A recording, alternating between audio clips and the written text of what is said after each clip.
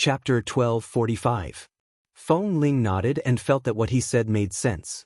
At the same time she asked, "Then what should I do now?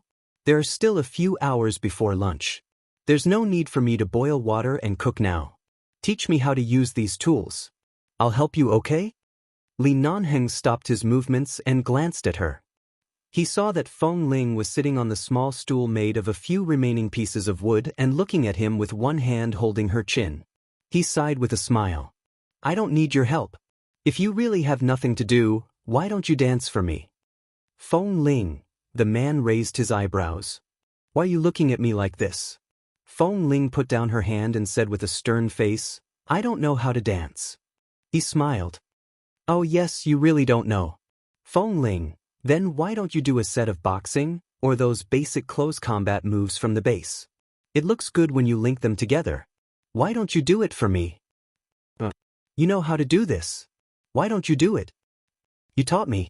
In front of you, this is called showing off in front of an expert. If I do something wrong, you'll scold me. I won't do it." Li Nanheng was amused. "I only scolded you when you first came to the base. At that time, your physical strength was indeed inferior to others, and some of your basic movements were not standard. Do you still hold a grudge against me after I taught you a few lessons? I'm telling the truth. You used to scold me a lot." Feng Ling rolled her eyes at him. Li Nanheng chuckled. He liked how she was less and less able to hide her emotions. "Then what should I do? I can't bear this grudge for a lifetime. Why don't I stay down for the next few nights? So that you can suppress my arrogance?"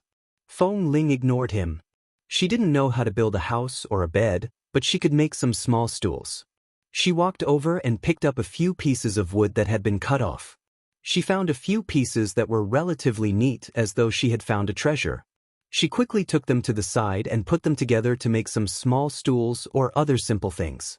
Seeing that she had clearly begun to like making small things in the past few days, and then looking at her carefully studying a few wooden boards, Li Nanheng smiled faintly and continued to do the unfinished work at hand. The amount of work needed to build a bed was definitely not as huge as building a house. The house had to pay attention to all kinds of details such as waterproof and rainproof. There were also layers of boards inside and outside the house to block the wooden cracks and other auxiliary things. As for the bed, it was relatively faster as long as it was firm and sturdy. After Li Nanheng finished building the bed, he placed it in a suitable position against the wall in the room.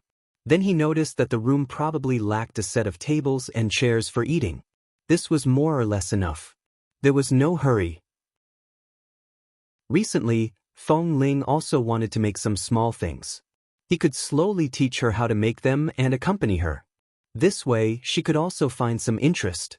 The two of them had lived in the city for many years.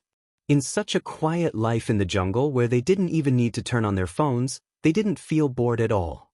In fact, they felt that this kind of life was so peaceful that they could let go of all the grudges outside.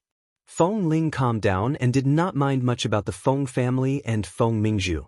After all, in the past 20 years, she hadn't had any contact with the Feng family. It seemed that she had nothing to do with that family except for a blood relationship. Although Feng Mingzhu was extremely selfish and narrow-minded, the elders of the Feng family were not heartless people. In this way, Feng Ling did not have too many complaints, dissatisfaction, or hatred, nor did she have any feelings of being touched or thinking about. If she left the jungle one day and returned to the outside world, Feng Ling would go to the Feng family to take a look. If the Feng family insisted, she would go to the Feng family to take a look and personally remove her mourning haul. She would tell them that she was still alive and thank them for giving birth to her. She would return to the Feng family, but she would only acknowledge them. She would not stay in the Feng family. She would still be the same Feng Ling. If the Feng family chose to be quiet and not disturb her, she would remain silent and not reveal the truth. It would be best to maintain the status quo. Feng Ling knew that no matter how peaceful and happy her life in this jungle was, sooner or later, she would still have to go back. Both of them had things to bear on their shoulders. This kind of peaceful life could only exist in books and stories. In reality, they both had responsibilities to bear. Feng Ling learned things very quickly. Although Li Nanheng had never learned any carpentry, Men were all agile and had a natural sensitivity to these things, so he helped her build a house bit by bit. After she learned how to make the wooden boards, she spent a week building tables, chairs, and other small items with him. The wooden house that belonged to them was complete and did not even lack any furniture. After they officially moved in, Fong Ling opened the wooden cabinet in the house, took out a clean set of clothes that belonged to Li Nanheng and walked out. Before she walked to the stream, she heard the sound of water splashing. She craned her neck to look over, only to see Li Nanheng biting a blade of grass in his mouth. The tall and straight man was standing there bare-chested. With one hand, he lifted the flowing water in the clear stream onto his body, while the other hand was on his waist. With the grass in his mouth, he looked like a grandfather who was the king of the forest.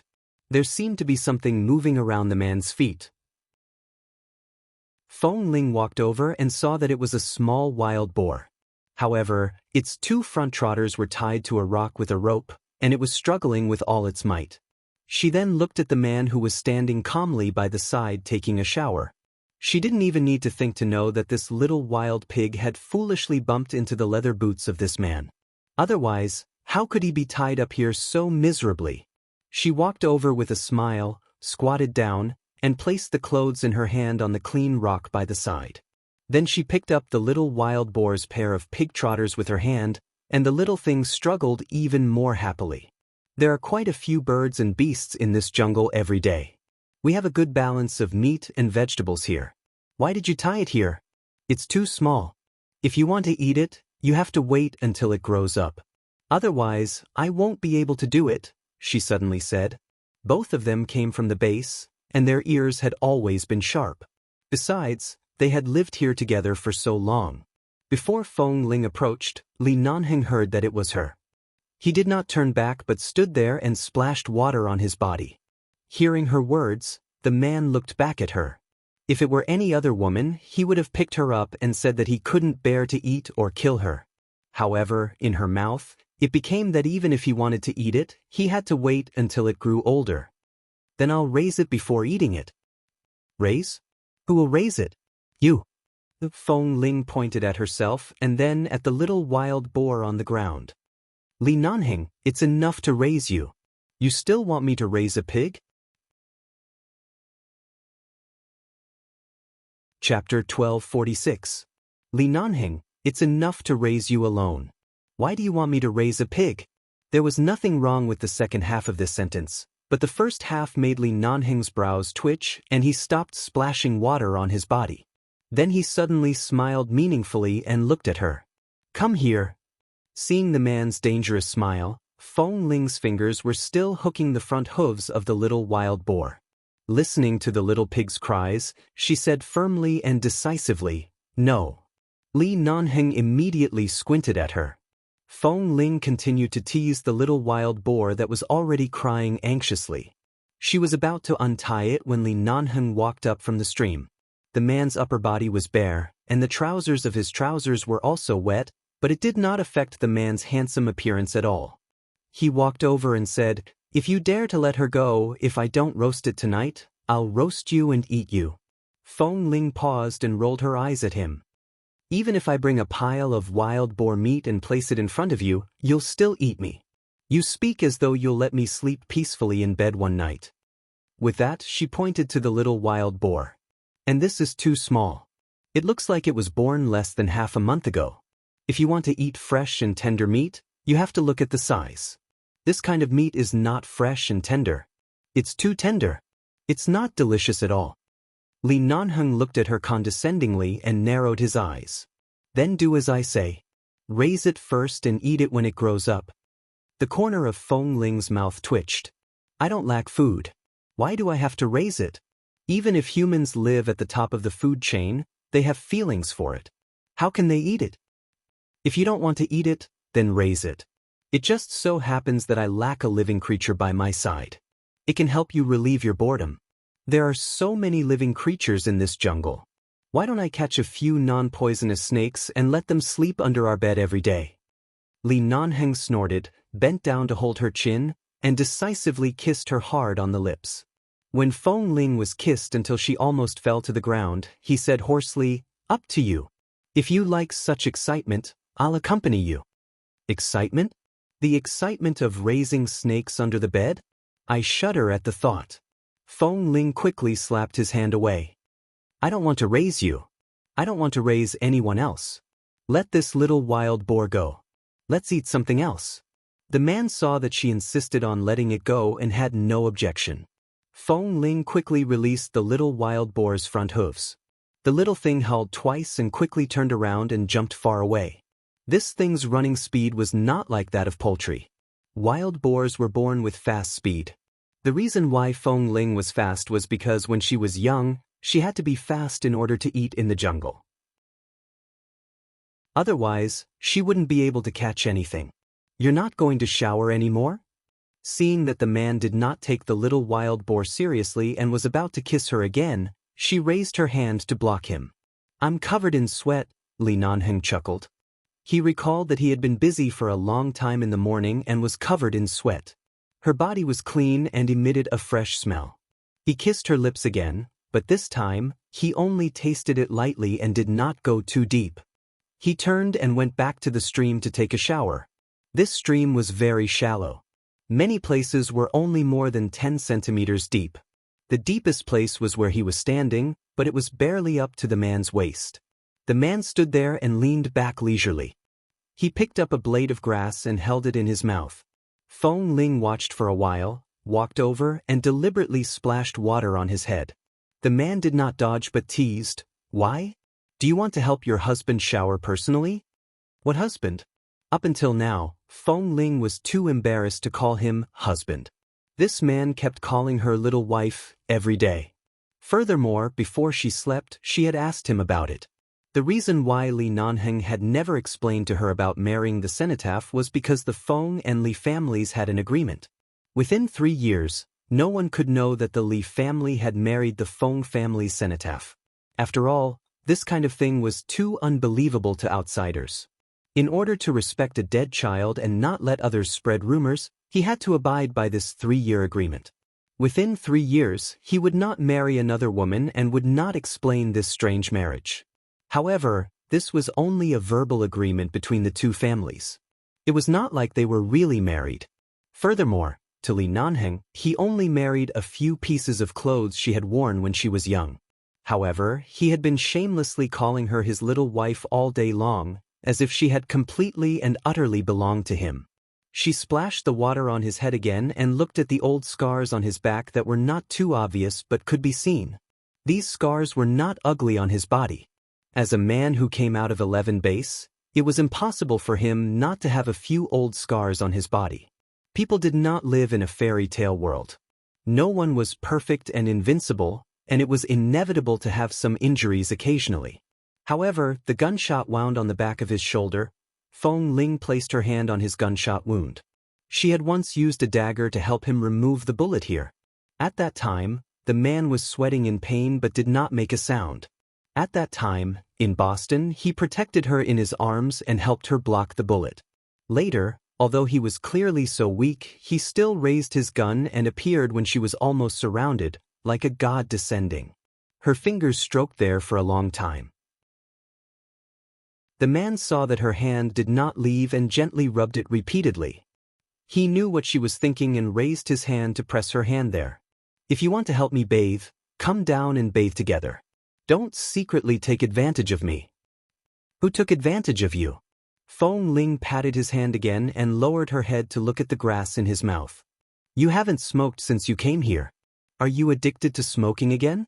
The man didn't answer directly.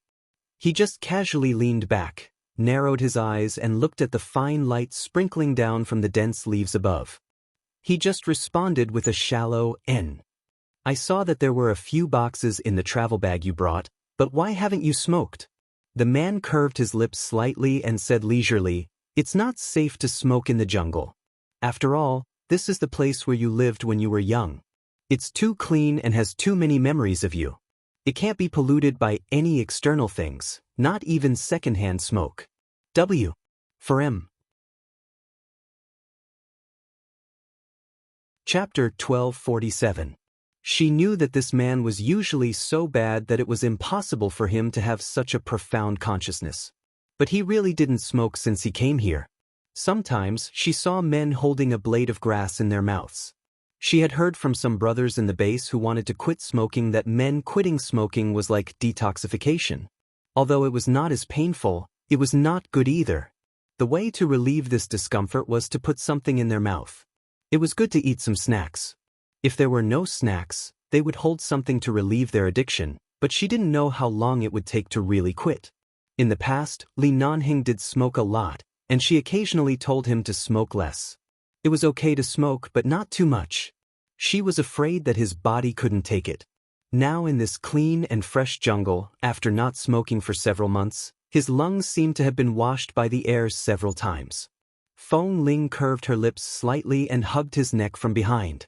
As if rewarding him, she kissed his wet hair. After Feng Ling disappeared for 4 months, Li Nanheng also disappeared for half a year after temporarily leaving the base. However, before Boss Li left, he arranged a lot of things in the base. He also went back to the Li family to make sure that the elders were in good health and everything that he needed to worry about was taken care of before leaving. Therefore, this half a year was neither fast nor slow, and there weren't many troublesome matters. Occasionally, there were some problems that needed Boss Li to deal with and make a decision himself. The base hall couldn't get through to him, so they could only send him a message. However, after the message was sent, it would take a few days for Li Nanheng to reply. There was almost no signal in the jungle. Occasionally, there would be some weak signals when they walked a little further away. There was a solar charger developed by the United Nations Science and Technology Museum in 11 Base, so the power of his cell phone could last a long time. However, because there was nothing troublesome, Li Nanheng didn't touch his cell phone most of the time. After all, he still had the Li family and the base behind him, so he couldn't really leave them alone. Occasionally, he would take a few minutes to reply to messages and deal with problems. Half a year ago, it was still the transition season between spring and summer, and in the blink of an eye, it was almost winter. However, because Li Nanheng was here, Feng Ling didn't have to sit by the fire every day. The cabin was warm and comfortable every day. Feng Ling watched as the man returned with his phone and knew that he had gone to find a place with a signal to reply to a message. She supported her chin with one hand and leaned against the window of the cabin. She watched the man's tall and straight figure and thought about how the two of them had unknowingly spent half a year here. For half a year, they didn't separate from each other at all times. This kind of time was something that they had never experienced before, but it was also so short that it made people wonder if life was really fleeting. How come it's been half a year? It was true that she had left for too long. She had enough time to rest and recuperate, but she couldn't bear to part with this place. She couldn't bear to part with Li Nanheng every day and night, and she couldn't bear to part with this home they had built bit by bit. As time dragged on, winter came in the blink of an eye. Li Nanheng walked back to the cabin and was about to throw the phone back on the bed when he saw that Feng Ling was holding her own phone. She hadn't touched her phone in months. "Help me charge my phone too," she said.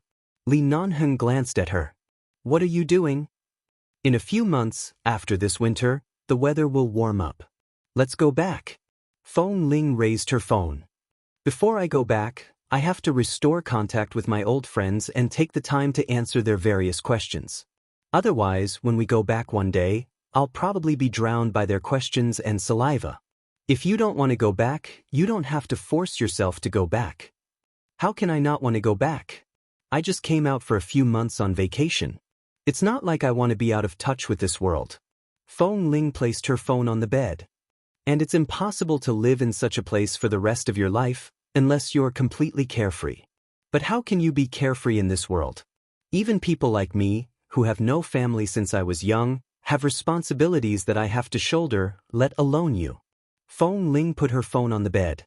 Li Nanheng looked at her and did not say anything.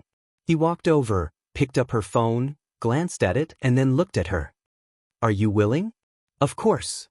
Feng Ling also looked at him seriously. "Besides, I haven't officially married you yet. Don't tell me you really plan to use the reason of marrying my cenotaph to make me your wild wife in this deep mountain forest? I don't even have a proper marriage process. I'm afraid I won't be able to die in peace." Li Nanheng chuckled. "Just because of this? What else do you want?" Feng Ling tilted her head and glared at him. All right, I'll get married when I go back. I'll marry you first. The man nodded and helped her connect her phone to the solar charger. He then reached out and hugged the little woman who was becoming more and more intimate with him. He let her sit on his lap. You can only be tied to me for the rest of your life. After all, I made a vow in front of the Feng family's 2 elders and the Li family's 4 elders. Feng Ling had never heard of his vow, but from this sentence, she could guess how much this man had done for her after knowing that she was the Feng family's 2nd daughter. She asked, "What vow did you make in front of them?" The man's cold brows moved slightly. Even though there was no one around except for the birds and beasts in the jungle, he still bent down and whispered a few words into her ear. When she suddenly heard this man say that he would never marry anyone except the 2nd daughter of the Feng family, her face instantly heated up. She raised her hand to slap his face away, but the man held her head and kissed her. He turned around and pressed her down on the bed. Los Angeles, the Feng family. Bang! In the hall of the Feng family, Tang Senkai was almost knocked down by old Madame Feng. She stood in place in shock, looking at Feng Mingzhu and Qin Qiu who were arguing inside. The servants rushed forward to support the expensive Tang Senkai and old Madame Feng. At this time, Grandfather Feng also entered the door. Seeing the situation inside, he immediately frowned. What happened? Feng Mingzhu abruptly turned her eyes and saw her grandfather and grandmother who had entered the door. Her eyes, which were already red from crying, instantly turned even redder. She clenched her fists tightly. Tell me, how long have you known? Qin Qiu was still glaring at her. For the first time, Qin Qiu, who had been used to speaking gently and softly to her daughter, spoke to her in such an attitude. Her eyes were even redder than Feng Mingzhu's. W. For M. Chapter 1248. What's wrong?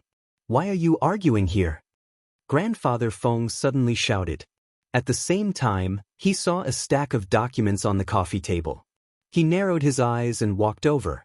When Grandfather Feng was about to touch the stack of documents, Feng Mingzhu suddenly reached out and grabbed them as if she had been electrocuted. She messed up the documents and scattered them on the ground. She didn't want them to see them. Seeing her action, Qin Qiu was so angry that her eyes turned red and her forehead twitched. Mingzhu, that's your sister. Before Grandfather Feng could figure out what was going on, he abruptly raised his old but bright eyes to look at Qin Qiu. What? At this moment, Grandmother Feng walked over tremblingly with the help of a servant. She looked at Feng Mingzhu and Qin Qiu in shock. When you two were arguing just now, you said that my poor little granddaughter was still alive. She was still alive, right? Did I hear wrong? Feng Mingzhu had obtained the 2nd DNA report of Feng Ling a long time ago. After checking it, she threw it into the safe. After so long, she almost forgot about it. This morning, she asked her mother to help her go back to her room to get something from the safe, but she saw it. Although Qin Qiu had long guessed that Feng Ling was her daughter, after all, Feng Ling didn't seem to want to go home. Besides, Feng Ling looked very peaceful and happy in 11 base. She only wanted to see her daughter happy. Although she wanted to acknowledge her, she couldn't bear to disturb her, so she didn't pursue the matter. Although she thought about it every day, she didn't dare to acknowledge her. However, when she suddenly saw this DNA report, the truth that Feng Ling was her 2nd daughter was completely revealed to her. Most importantly, this DNA report was in Mingzhu's safe. This meant that she had long known about Feng Ling, but for so long, she had remained silent at home. In the past 10 months, she had changed from an ignorant and incompetent young lady to someone who had frequently come into contact with the affairs of the Feng family's major companies and was working hard to take over the inheritance of the Feng family. Qin Qiu thought that her eldest daughter had grown up after those things. She didn't expect that this was the reason. She was furious. She even hated her daughter for failing to live up to her expectations. This child was actually worried that her sister would be recognized one day. She was afraid that everything would be taken away or everything would be taken away. She was so sensitive that even after knowing the truth, she did not say a word. She had been quietly hiding this fact. That was why Qin Qiu took advantage of the time when there was no one at home to look for Feng Mingzhu. Coincidentally, Feng Mingzhu had just returned from the company and drank some wine outside, but she was not very drunk. As soon as she entered the door, she was stopped by Qin Qiu. Qin Qiu threw the DNA report and all the documents about Feng Ling on the coffee table and asked her what she thought. At that time, Feng Mingzhu was stunned for a moment. Her eyes first turned from confusion to panic, and then from panic to coldness. In the end, the mother and daughter quarreled. Qin Qiu's disappointment and question, as well as Feng Mingzhu's anger and sharp voice, were heard by the old madam who had entered the door a few minutes earlier. Then, grandfather Feng entered the door. As if knowing that she couldn't hide it anymore, Feng Mingzhu looked at the messy documents and DNA report on the coffee table and asked in a shrill voice, "So what if she's alive? I haven't had any family for 20 years. So what if she's alive? I'm your granddaughter, I'm your daughter. I'm your beloved. Even if she's still alive, she won't come back. What else do you have to worry about?" Qin Qiu was furious. She had never thought of forcing Feng Ling to return to this family, but Mingzhu actually looked at all of this from such a twisted perspective. Fortunately, there was a servant to support her. She couldn't believe it. She raised her hand in disbelief, trembled, and then put it down. "She's alive. She's really alive. My little granddaughter is still alive." Grandfather Feng was also excited, but after all, he was old and had seen decades of storms. Back then, he could withstand the news that his granddaughter had died at the bottom of the sea. How could he not be able to withstand it now? He looked at Feng Mingzhu's red eyes, then at Qin Qiu, and then at the documents on the floor. He turned his head and gave a look to the helper next to him. The helper only dared to go up and pick up the papers after receiving the old man's order. "If you dare to pick them up, tear them all. Tear them all." Feng Mingzhu shouted angrily.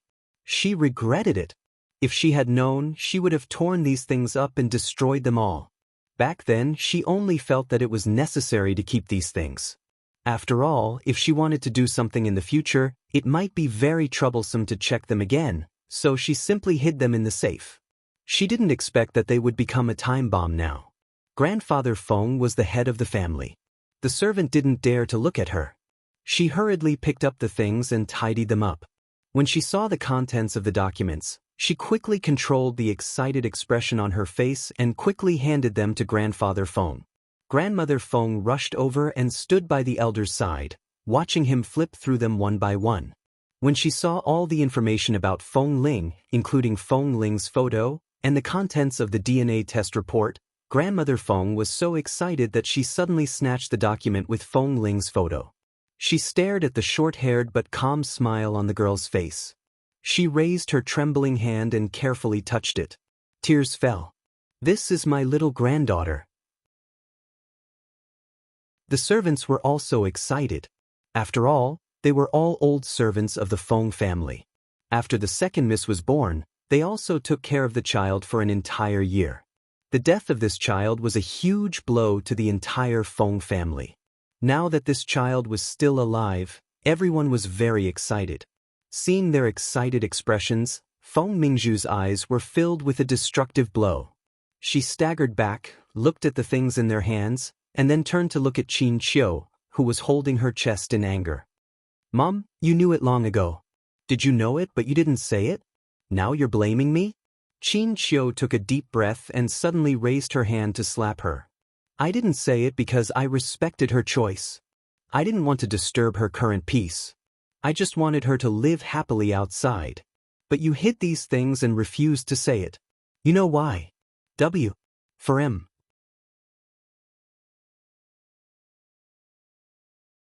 Chapter 1249. Since she was born, she had never been slapped by her mother. This sudden slap caused Feng Mingzhu to stagger back. She looked at her grandparents who suddenly raised their eyes to look at her. She saw the excitement in their eyes and the flash of surprise. Mingzhu already knew? Grandfather Feng's hands trembled as he held the documents, but his voice was directed at Feng Mingzhu. "Why didn't you tell me?" Feng Mingzhu bit her lips and looked at them coldly. Qin Qiu was so angry that she clutched her chest and sat on the sofa. Grandmother Feng was still very agitated. She kept staring at the girl in the photo and then raised her eyes to look at them. Where is this child now? Where is she? Grandfather Feng lowered his head to continue reading the documents in his hands. As he read, he said, "There's information here. Her name is Feng Ling. This is in 11 base." Grandfather Feng's expression suddenly froze. He whispered in surprise, "She's in Li Nanheng's place?" The two old men gathered together and kept looking at the documents as though they couldn't wait to see a living person in front of them. As Grandfather Feng finished reading all the documents, he could no longer maintain his composure. He asked Qin Qiu anxiously, "Xiao Qiu, have you seen this child?" Qin Qiu's anger eased a little. She moved her hand away from her chest and said softly, "It's a coincidence. When I accompanied my mother out to buy things, my mother's bag was stolen by a robber. It was Feng Ling who passed by and helped snatch the bag back. Just like that, we met for the first time." Qin Qiu briefly told him what had happened and then said, "When I first found out that her surname was Feng, I didn't think much about it. Later, when I guessed that she might be my daughter, I remembered the small jade pendant she had been wearing since she was born. There was a Feng character engraved on it. I guess someone made her use this surname because of her jade pendant." The more Grandmother Feng listened, the more agitated she became. Even though it was already dark outside, she still turned her head to look out. As she looked, she held her old man's hand tightly. "Old man, let's go see her. Let's go bring our little granddaughter back." Hearing that they were going to bring her back now, Feng Mingzhu glared at them angrily. "Bring her back? Are you sure you want to bring her back? We don't even know if she wants to return to the Feng family. You're going to pick her up just like this?" Sensing Feng Mingzhu's anger, the two elders of the Feng family looked at her again. Grandfather Feng looked at her. "Mingzhu, what are you angry about? That's your sister, your biological sister. When you were young, you heard that your little sister fell into the sea. At that time, didn't you cry? Don't you remember that when you were young, you often kissed her in swaddling clothes? We're of the same blood. Why?" Feng Mingzhu sneered. "If you were me, would you be happy?" Grandfather Feng paused and looked at her. After all, she was his granddaughter. No matter how many unreasonable things she had done, he would never think of her from a dark angle. He didn't think about how sensitive she was at this moment. He just looked at her and couldn't understand why she looked so determined, as if she would sever ties with the Feng family as long as they dared to bring Feng Ling back. "Enough. Do you still want the whole family to see your dark thoughts?" Qin Qiu suddenly scolded her and turned to glare at Feng Mingzhu. "Go back to your room and think about what you did wrong." "I was wrong." Feng Mingzhu's face was still red. She chuckled softly, but her voice was cold, and her voice was sharp and full of anger. "Mom, I wasn't the one who threw my child into the sea. You're the sinner of the Feng family. I'm not. Why should I be wrong? What did I do wrong?" Qin Qiu's face instantly turned pale because of her words. She looked at her eldest daughter in disbelief. "Bastard! What nonsense are you talking about?" Grandfather Feng suddenly said angrily. "Mingzhu, apologize to your mother." Feng Mingzhu didn't speak. She just looked at Qin Qiu's pale face, then at old Madame Feng, who couldn't hide her nervousness and excitement because of the news of her little granddaughter, and then at Grandfather Feng, who was glaring at her. Look, she just found out that her sister was not dead. She just found out that Feng Ling was still alive. Now, the whole family was on the verge of ganging up on her. If Feng Ling was really brought back one day, half of the Feng family's daughter's name would be given to her. Everything that belonged to her since she was young would be taken away by the person who should have died long ago. Perhaps they would compensate her more because of their guilt towards Feng Ling. Perhaps they would even ask her, as her sister, to give in to her and endure some grievances. In short, as long as Feng Ling was still alive in this world, it would be a devastating blow to her. "I asked you to apologize, but you're still glaring at me?" Grandfather Feng finally saw the seriousness of the matter from Feng Mingzhu's resentful expression. He suddenly narrowed his eyes and said, "Just now, your mother said that you already knew that these DNA and information were investigated by yourself. After knowing the results, you didn't tell anyone. You didn't want your sister to come back? Old Madame Feng also looked at her in disbelief. Mingju, how could you bear to let your sister wander outside? Why didn't you say anything? Why didn't I say anything? Feng Mingju opened her mouth, but she stood there quietly. Her eyes were a little empty, and her voice was flat and emotionless. Only a sneer could be seen on her lips, but it also flashed past. That's right. Why didn't I say what I was afraid of? Qin Qiu looked at her expression as if she had been hit. Although she was angry, she couldn't bear to see her trapped in that dilemma. She frowned and said, Mingju, you're no longer a child. You understand the logic very well. You've all grown up. Even if Feng Ling returns to the Feng family, no one will compete with you for the love of the elders. Besides, you know how the Feng family does things. Even if she comes back, the family won't be biased. You're still the apple of the Feng family's eye. Everything you want will still belong to you. Put down those knots in your heart. Whether she wants to come back or not, you have to get along well with her, okay? Alright. Feng Mingju raised her chin slightly, the emotions in her eyes still unclear. If she really comes back, I will definitely get along well with her.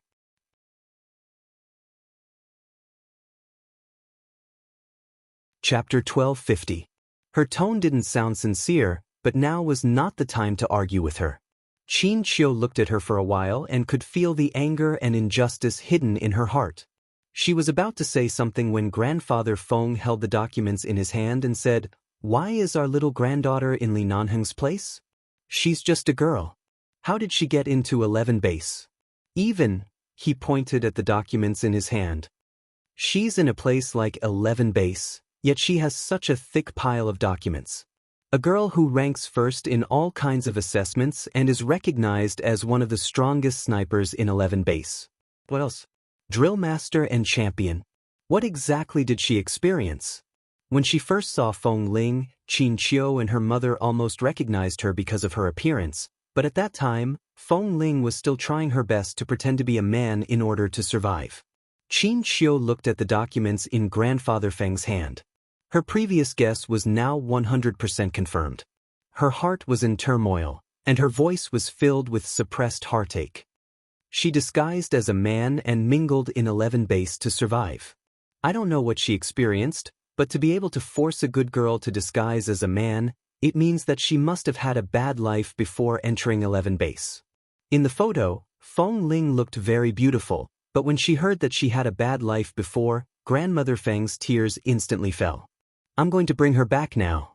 Auntie Mai, quickly tidy up a room. Let's change everything into new ones. Buy everything that a girl likes and put it in. I want to bring her back and compensate her for all the things that I owe her for more than 20 years. My granddaughter has suffered too much. I must let her come back and enjoy a good life. Auntie Mai, quickly go and tidy up a room. Let's change everything into new ones. Buy everything that a girl likes and put it in. I want to bring her back and compensate her for all the things that I owe her for more than 20 years. My granddaughter has suffered too much. I must let her come back and enjoy a good life. All right, madam. I'll go right away. The old servant of the Feng family, Auntie Mai, nodded excitedly. I'll definitely prepare all the things that second Miss might like since she was young. I'll let her feel the warmth of the family as soon as she comes back and let her believe that we really love her. Grandmother Feng couldn't stop her tears. She held her old man's hand. Old man, I can't take it anymore. I'm going to look for her now. Let's go together. Grandfather Feng nodded. He folded the documents in his hands neatly like treasures and handed them to another servant by the side. Then he turned to walk out with his wife. Seeing that they were about to bring her back, Feng Mingju bit her lip and stood behind the coffee table in silence. Qin Qiu also wanted to take Feng Ling back, but she remembered that Feng Ling seemed to have guessed something at that time, but she didn't say it out, and it seemed that she wasn't used to speaking in front of the elders. If the Feng family rashly went to 11 base to pick her up, not to mention that there were so many rules in 11 base, would they let her go easily? It was also unknown whether Feng Ling would be willing to go with them. Wait a moment. Qin Qiu stood up and said, Dad, Mom, it's too late now. Even if we want to bring her back, we need to have a detailed plan. This child has been away from us for almost 21 years. If a family suddenly runs to her and tells her that we are her grandparents and her parents, no one can adapt and accept it immediately. I think we'd better not scare her. Yes, that makes sense. Grandfather Feng also nodded and looked at the sky outside. It's indeed too late. What if my granddaughter is scared? But right now, we can't sleep at all. What's her phone number? Can you give her a call and let us hear her voice first? Qin Qiu shook her head. Feng Ling was a very cautious person, and she was used to keeping an appropriate distance from others. After meeting her a few times, she was not unfamiliar with her, but Feng Ling had never left her phone number. Even when Qin Qiu told her number to Feng Ling just sat there with a faint smile and did not have any intention of remembering it. She didn't want to remember it, nor did she want to have any private contact. Her personality was very alienated. It was impossible to know what this child had experienced when she was young, but looking at her cold personality, she could guess that it was definitely not a warm childhood experience. She was very defensive. Then call the hall of their base. I have the number of their base hall. After speaking, Grandfather Feng turned to make the call. Hearing this, everyone in the Feng family subconsciously followed. They all wanted to hear the voice of this second miss who had been dead for more than 20 years. Qin Qiu also stood up and walked over. She also wanted to see Feng Ling, and she also missed her. She was just afraid that the child would be too resistant, but she still thought about it in her heart. Seeing that everyone was surrounding the old man, they just wanted to listen to a phone call, that's all. Feng Mingzhu clenched her fists tightly by her sides and looked at them coldly. The call went through. Grandfather Feng first held his breath and then tried his best to remain calm and politely asked a few questions. After greeting Ah Feng, he gradually asked about Feng Ling. On the other side of the phone, Ah Feng didn't understand why the Feng family's grandfather would ask about Feng Ling. Of course, he wouldn't say anything to an outsider. He simply said, Feng Ling is not in the base recently. Hearing this, Grandmother Feng immediately became nervous and asked softly, My granddaughter is not here. Even though she had lowered her voice, Ah Feng still heard her clearly. Granddaughter, the Feng family's granddaughter? Who is Feng Ling? In an instant, some things that Ah Feng had not been able to understand completely connected in his mind. Boss Li and Feng Ling? So that was what was going on. Feng Ling claimed to be an orphan, and her background was indeed clean. No one knew that Boss Li married a cenotaph. It was only recently that they heard some rumors that the Feng family actually had a second daughter. Could that child be Feng Ling? Hearing the conversation of the Feng family on the other side of the phone, Ah Feng could basically confirm the relationship. Although he didn't know where Feng Ling was, from the location displayed on Boss Li's phone, they should be near Malibu Beach. It was a wild jungle nearby, and very few people went there. However, Boss Li had stayed there for a long time, which was enough to prove that Feng Ling was there.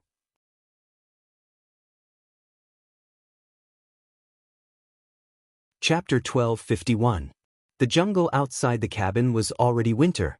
Even though it was not covered with snow, it was still cold. Inside the wooden house, it was as warm as spring. There was a fire in the clean stove, and there was a safe makeshift stove by the window. The stove was covered with barbed wire, and it was very clean. Half a piece of bacon that hadn't been eaten in the afternoon was hanging on top of the barbed wire, and it was slowly being smoked and warmed up. It could be eaten any time and anywhere. However, the room was not quiet at this moment. A few birds were waiting to be fed in the temporary bird nest by the bed. They stretched out their necks and opened their mouths wide, waiting to be fed. Feng Ling picked up earthworms with tweezers and fed them into their mouths. From time to time, she smiled and teased these birds with big mouths. Speaking of these birds, she also wanted to laugh. Originally, she was just going to dig out the eggs out of habit and bring them back to make a meal. However, perhaps because it was winter and the mother bird had flown off somewhere, the nest fell under the tree. She saw it and picked it up, but she didn't want to eat it that night. She didn't know how she happened to cover the nest with a thick coat, and it was in a warm place near the stove. On the third night, when she remembered the eggs and was about to come back to get them, she found that the top of a few of the eggs had cracked. Then, she watched helplessly as the first bird struggled out of the cracked egg. Then, one after another, she had harvested a nest of starving little birds. At that time, Li Nanheng had just returned from outside. He saw Feng Ling squatting by the bird nest by the bed and didn't know what to do. He thought something had happened to her, but when he walked over, he saw these little things in front of her. "What are you?" Hearing the man's words, Feng Ling raised her head to look at him in a daze. She then pointed to the few little things in front of her and said, "I originally wanted to make some egg drop soup tonight, but I didn't expect these little birds to hatch from our clothes." Li Nanheng looked at the two thick clothes next to him and then at the remaining eggs that were gradually cracking at this time. Looking at the little things that kept crying out with their mouths wide open, he didn't know whether to laugh or cry. "Do you want to raise them?" Li Nanheng asked with a smile. "I want to eat." Feng Ling's expression was very sincere. Li Nanheng raised his eyebrows. "Eat them? I want to eat bird eggs. The weather has been cold recently. These eggs are not as easy to find as in the summer." Feng Ling's expression was blank and melancholy. "But a bird actually hatched. What should I do?" Li Nanheng chuckled. He knew that Feng Ling was straightforward. If she said she wanted to eat, she really wanted to eat. However, these birds were too small. If one day she really gave birth to a child that belonged to them, just thinking about it was enough to look forward to it. Although she couldn't eat the bird meat soup, there was bacon for dinner. Feng Ling carefully cut the meat into thin slices and made two simple vegetarian dishes. Life in the jungle was not particularly simple because of Li Nanheng's existence. It could even be said to be extravagant. When Feng Ling was young, she made a living in the jungle, but Li Nanheng had been in the base for so many years, and his ability to survive in the wild was not much worse than hers. Many of the game was brought back by him, and it was especially rich. Every day, he did not lack food or clothes. At dinner, Feng Ling originally wanted to pick up a piece of bacon to eat, but for some reason, she suddenly felt nauseous. She abruptly put down her chopsticks and turned to the table to retch. "What's wrong?" "It's nothing. My stomach doesn't feel well." Feng Ling did not vomit anything for a long time. She took a sip of the warm water Li Nanheng handed her, took a deep breath, and picked up two vegetarian dishes with her chopsticks. She no longer ate meat. Li Nanheng looked at her and suddenly said, "Got it?" Feng Ling didn't react at first. Half a minute later, when she understood what he meant, she almost dropped the bowl in her hand. "How is that possible?" Li Nanheng calmly smiled. "Although I'm very careful every time, no contraceptive measure can guarantee a 100% success rate." Feng Ling, asking for monthly votes. Chapter 1252. You can't guarantee it 100%? Of course, Feng Ling didn't understand this, but even if Li Nanheng didn't bring any condoms when he came here, he would pay attention to it every time they ended in bed. Before she was completely ready, before she really married into the Li family, he wouldn't let her get pregnant easily. He wouldn't let her fall into a dilemma or be forced into a situation. "I've been here for almost half a year."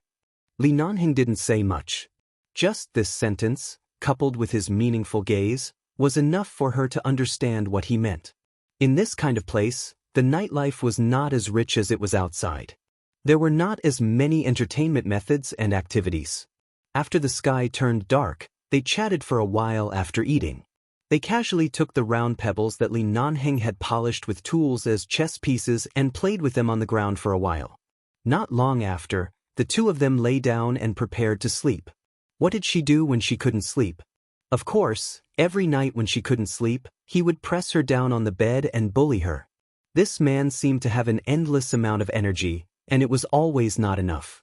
Unless she was on her monthly period or was really too tired, he really didn't rest at all. He did it at such a high frequency, and now he said that he couldn't guarantee a 100% success rate, which meant that she might really be pregnant. Otherwise, why would she suddenly feel disgusted? Feng Ling didn't know what counted as pregnancy, but according to what she had seen of Jinwan, it seemed that she often felt inexplicably disgusted and couldn't eat food that was too oily or too meaty. Thinking about her state just now, wasn't it about the same? Seeing the confusion and helplessness in her eyes, Li Nanheng put down the cutlery. Let's go to the hospital tomorrow? Feng Ling was startled and returned to look at him. Both of them knew that she had been in the base for 10 months. In the past 10 months, she had never left the jungle. There were only a few times when she needed to buy some necessities. Li Nanheng had taken advantage of the time when he was contacting the base to go outside the jungle to find his car parked in a secluded parking lot, drive to the city, buy some things, and then continue to accompany her here. Malibu Beach was a scenic area that had been opened to the public.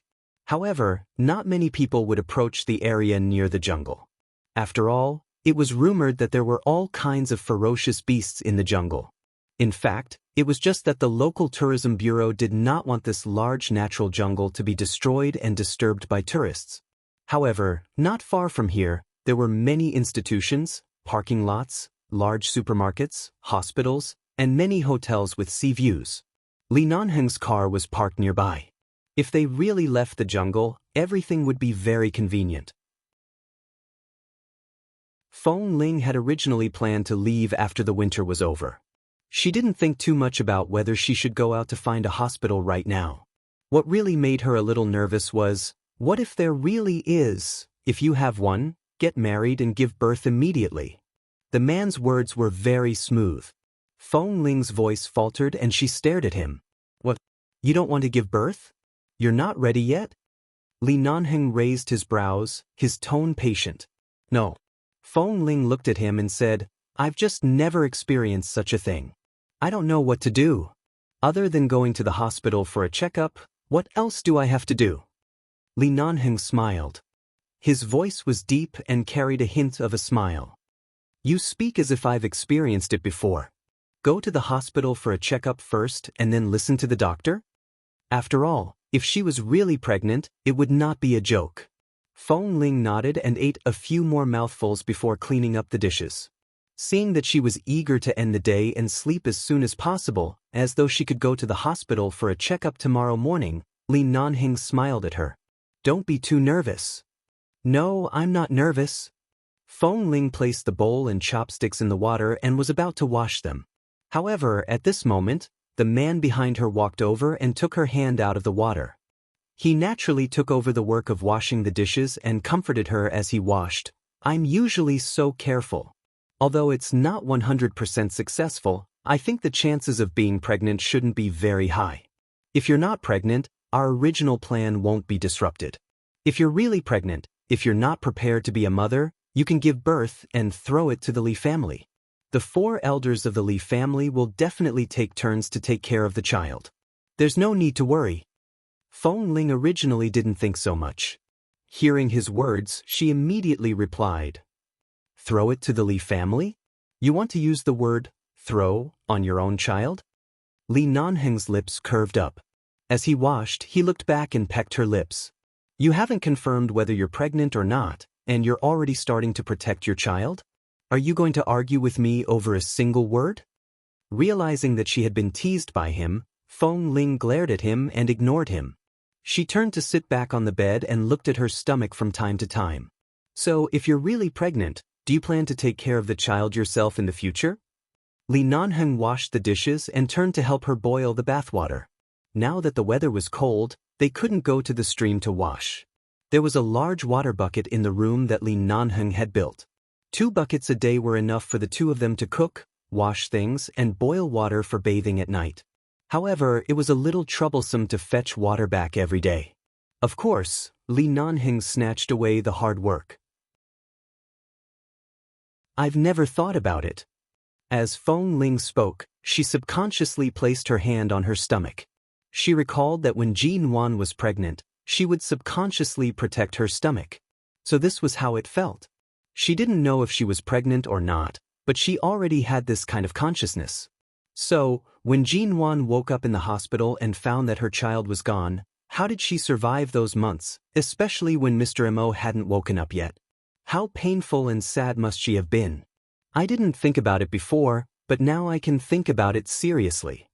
When Li Nanheng walked past the bed, he pinched her chin and continued to get the water. After a few months, this young master of the Li family had already gotten used to loving her, taking care of her, and trying to make her do as little as possible. He rushed to do everything that he could do, causing Feng Ling to get used to being taken care of by him. She didn't even need to prepare the bathwater herself. When Li Nanheng prepared the water and gestured for her to go take a shower, Feng Ling lowered her head to observe her flat stomach as she bathed. What did it feel like to be a mother? She suddenly recalled that time in the coffee shop. Qin Qiu had sat in front of her and kept staring at her face. That kind of careful, warm gaze, but she didn't dare to approach.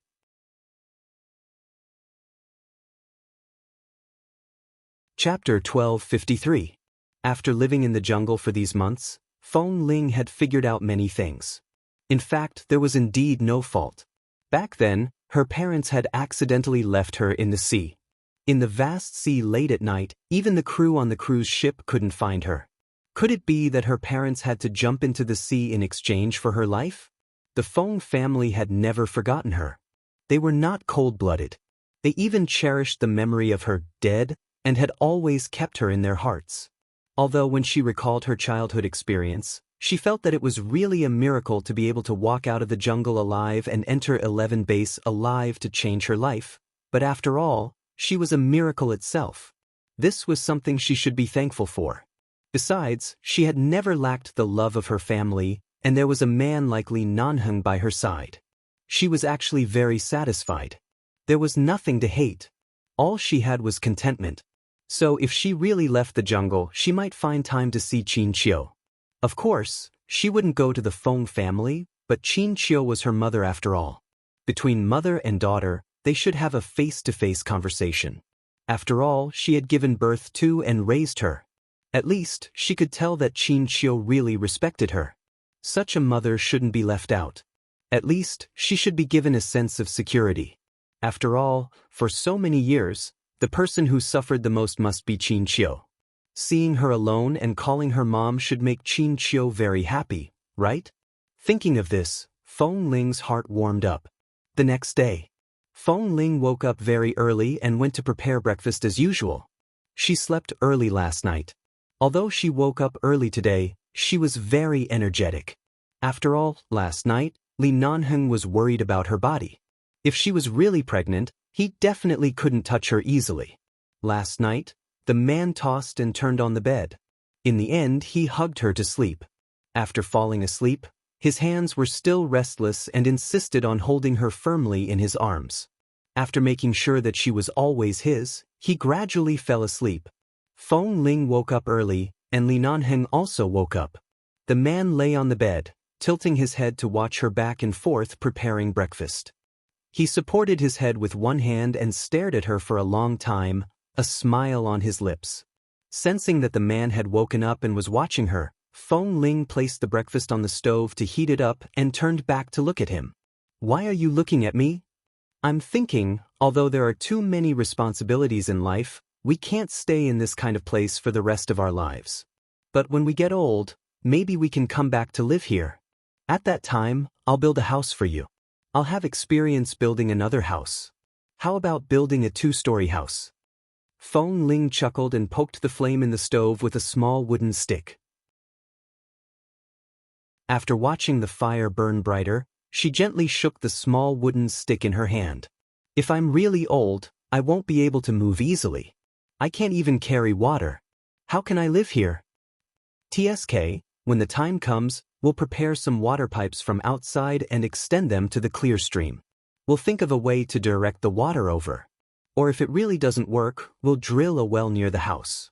As long as we can still breathe, we can do anything. What's there to worry about?" The man sneered. Originally, Feng Ling wanted to mock him for saying it was easy. It wasn't easy to connect a water pipe in such a place, but it wasn't impossible to drill a well. This place was close to the sea and there was fresh water.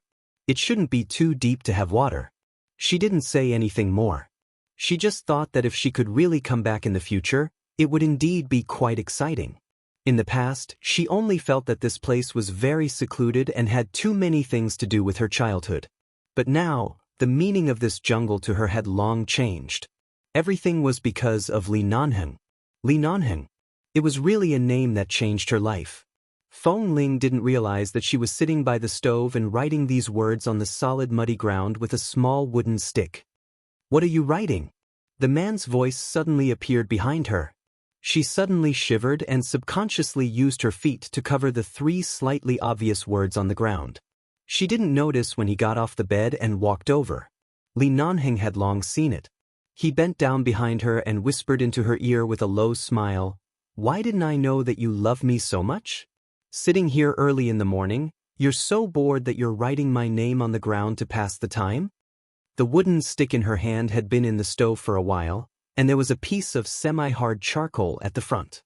When she wrote on the ground, it would leave a black mark. Earlier, she had repeatedly written and traced here, making the originally unclear words clear. Li Nanheng's eyes were fine, so how could he not see it?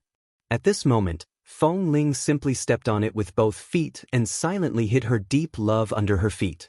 Li Nanheng laughed out loud because of her feminine side. Hearing his laughter, Feng Ling abruptly stood up and made a move. The man dodged in time. After a while, the two of them were playing on the bed. Feng Ling was out of breath from his kiss and the fragrance of breakfast wafted in the air. Only then did they finally stop. Before leaving the jungle, Feng Ling extinguished the fire in the stove. After living here for so long, she usually paid the most attention to fire prevention. After all, in a place like the jungle, what she was most afraid of was fire. There were flammable flowers and trees all around, especially now that it was winter and the air was dry. If she wasn't careful, it might cause a forest fire. Even if she only went to the hospital for a checkup and would be back in a few hours, she still paid attention to this. When she first came out, Feng Ling did not feel uncomfortable because she had been inside for 10 months. However, Li Nanheng's car was parked in front of the Malibu Beach scenic area. It was a little cold in this season, and there were very few tourists. There were only a few people nearby. Feng Ling looked at those people and then at the sea not far away. "Is there anything you're not used to?" After getting into the car, Li Nanheng helped her buckle her seatbelt. At the same time, he circled her in the passenger seat and looked at her with concern. "Do you want to go straight to the hospital or find a place to sit for a while?" He considered that it had been a long time since she had seen other people. He didn't know if her interpersonal skills would be affected. After all, in the past, Feng Ling had always been very cautious in dealing with people and was not very open-minded.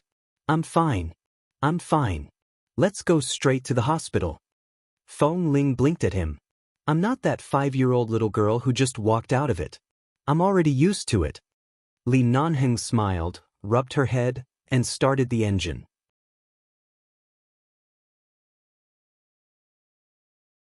Chapter 1254. The nearest international hospital to Malibu Beach in Los Angeles. Feng Ling went to have her blood tested and did several other tests. In the end, she confirmed that it was indeed just an upset stomach. The doctor asked her if she had eaten something cold a few days ago. Feng Ling recalled that the bacon she had eaten in the past few days might not be easy to digest, and because there was too much meat, she was afraid that it would go bad after a long time. She didn't want to waste food, so she ate more than usual and ate several meals in a row, causing food accumulation. Furthermore, when she drank water, she often drank cold water when Li Nanheng wasn't paying attention. If there was no hot water, she would drink cold water. This might have caused a burden on her stomach. That was why she suddenly experienced nausea, vomiting, and loss of appetite. Right now, she felt disgusted when she saw bacon because she had eaten too much these past few days. After confirming that she was not pregnant, although Li Nanheng knew that he was usually very careful and that the possibility of pregnancy was not high, he still held the test report with a look of disappointment. In fact, he should be more careless occasionally. Perhaps in a few months, his child would be born. When did he, Li Nanheng, become so obedient? He actually restrained himself every time to prevent her from getting pregnant. "What are you disappointed about?" Feng Ling snatched the test report from his hand. "It's not time yet. Tisk, how can I not be disappointed?" Li Nanheng hugged his little wife and walked towards the hospital parking lot. "If I'm really pregnant now, can't I go back and get married immediately? The sooner I marry into the Li family, when I return to the base, I won't just be little Feng Ling in the eyes of those grandsons." She'll be Mrs. Li, my wife. As the man spoke, he leaned down to her ear. Why don't we go back tonight and make a baby? Feng Ling originally thought that she was really pregnant last night, but now she knew that it was just a misunderstanding. It was just an upset stomach. She couldn't tell if she was relaxed or a little regretful like him. Their relationship was so good. In fact, if they really had children, it would be good. Anyway, as he said, if she had time to take care of the children, she could learn to be a mother. If she really didn't have time, the elders of the Li family could help them take care of the children. This was indeed a happy thing. Hearing that he wanted to make a baby, she did not say anything. She did not object or agree. Seeing that she clearly did not completely reject him, Li Nanheng's eyes lit up. He wished he could bring her back to the car and make a baby in the car. However, after being kissed by him for a while in the car, Feng Ling suddenly said, "Since it's rare for you to come out, buy some blankets and coats nearby. After all, you have to stay here for the entire winter. Buy a duvet. It's light and comfortable." Sure. Li Nanheng's mind was filled with thoughts of going home to make a baby. It was even better to change to a more comfortable quilt. Without hesitation, he agreed and hugged her to nibble on it. When Feng Ling raised her hand to push his face, he smiled and drove to the nearby shopping mall. After all, this was a scenic spot. There was no lack of anything. The shopping mall was also very close. It had been a long time since Feng Ling had visited such a place. After buying the duvet, she strolled around for a while and bought some other daily necessities. She also bought a particularly beautiful shell wind chime that was commonly seen in this kind of scenic spot with the sea. Feng Ling and wind chime had the same sound. She instinctively liked this thing and bought it.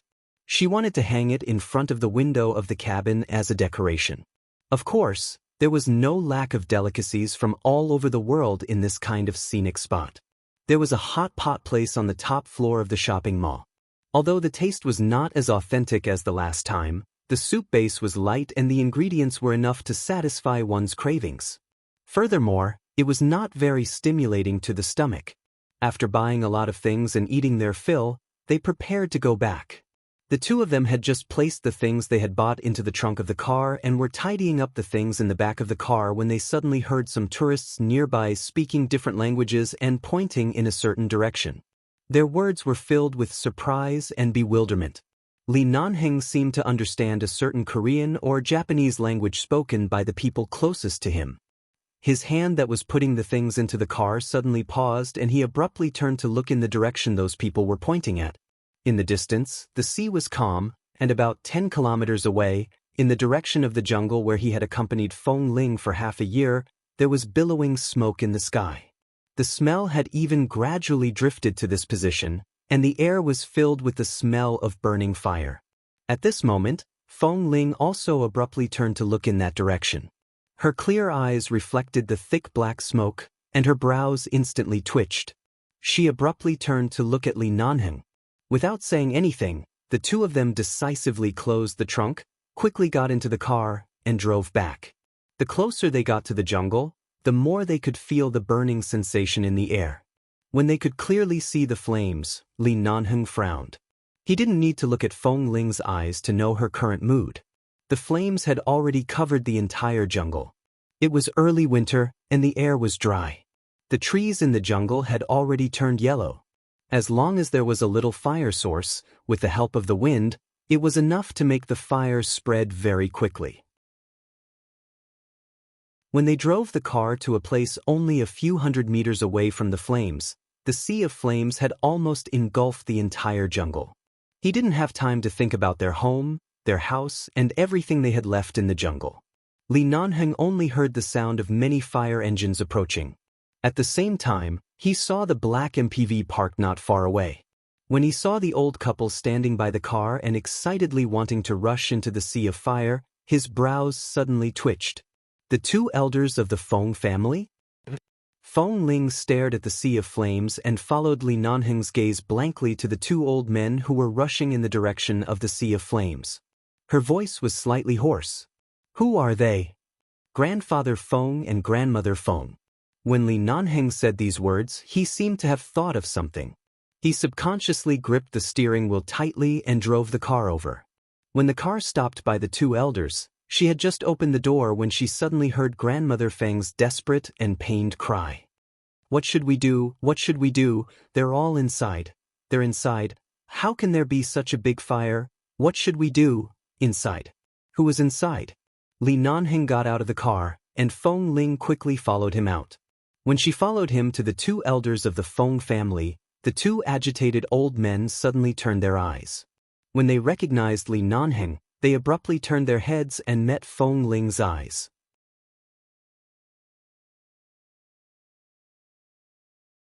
Chapter 12:55. The moment their eyes met, the two old men looked into Feng Ling's eyes and were both startled. Grandmother Feng looked at her with tears in her eyes. She raised her hand tremblingly, but as she looked at her, she anxiously reached out in the direction of the burning jungle. "This, child, this, elders, this is..." Li Nanheng sensed the seriousness of the matter from the two elders' eyes and frowned. "What happened?" Grandfather Feng's gaze also fell on Feng Ling, but he didn't have time to say anything. The moment he saw Li Nanheng, he raised his old hand and pointed in the direction of the fire. "They're inside. They went in to look for you. Quick, think of a way to save them." Li Nanheng's brows twitched. "Poor they."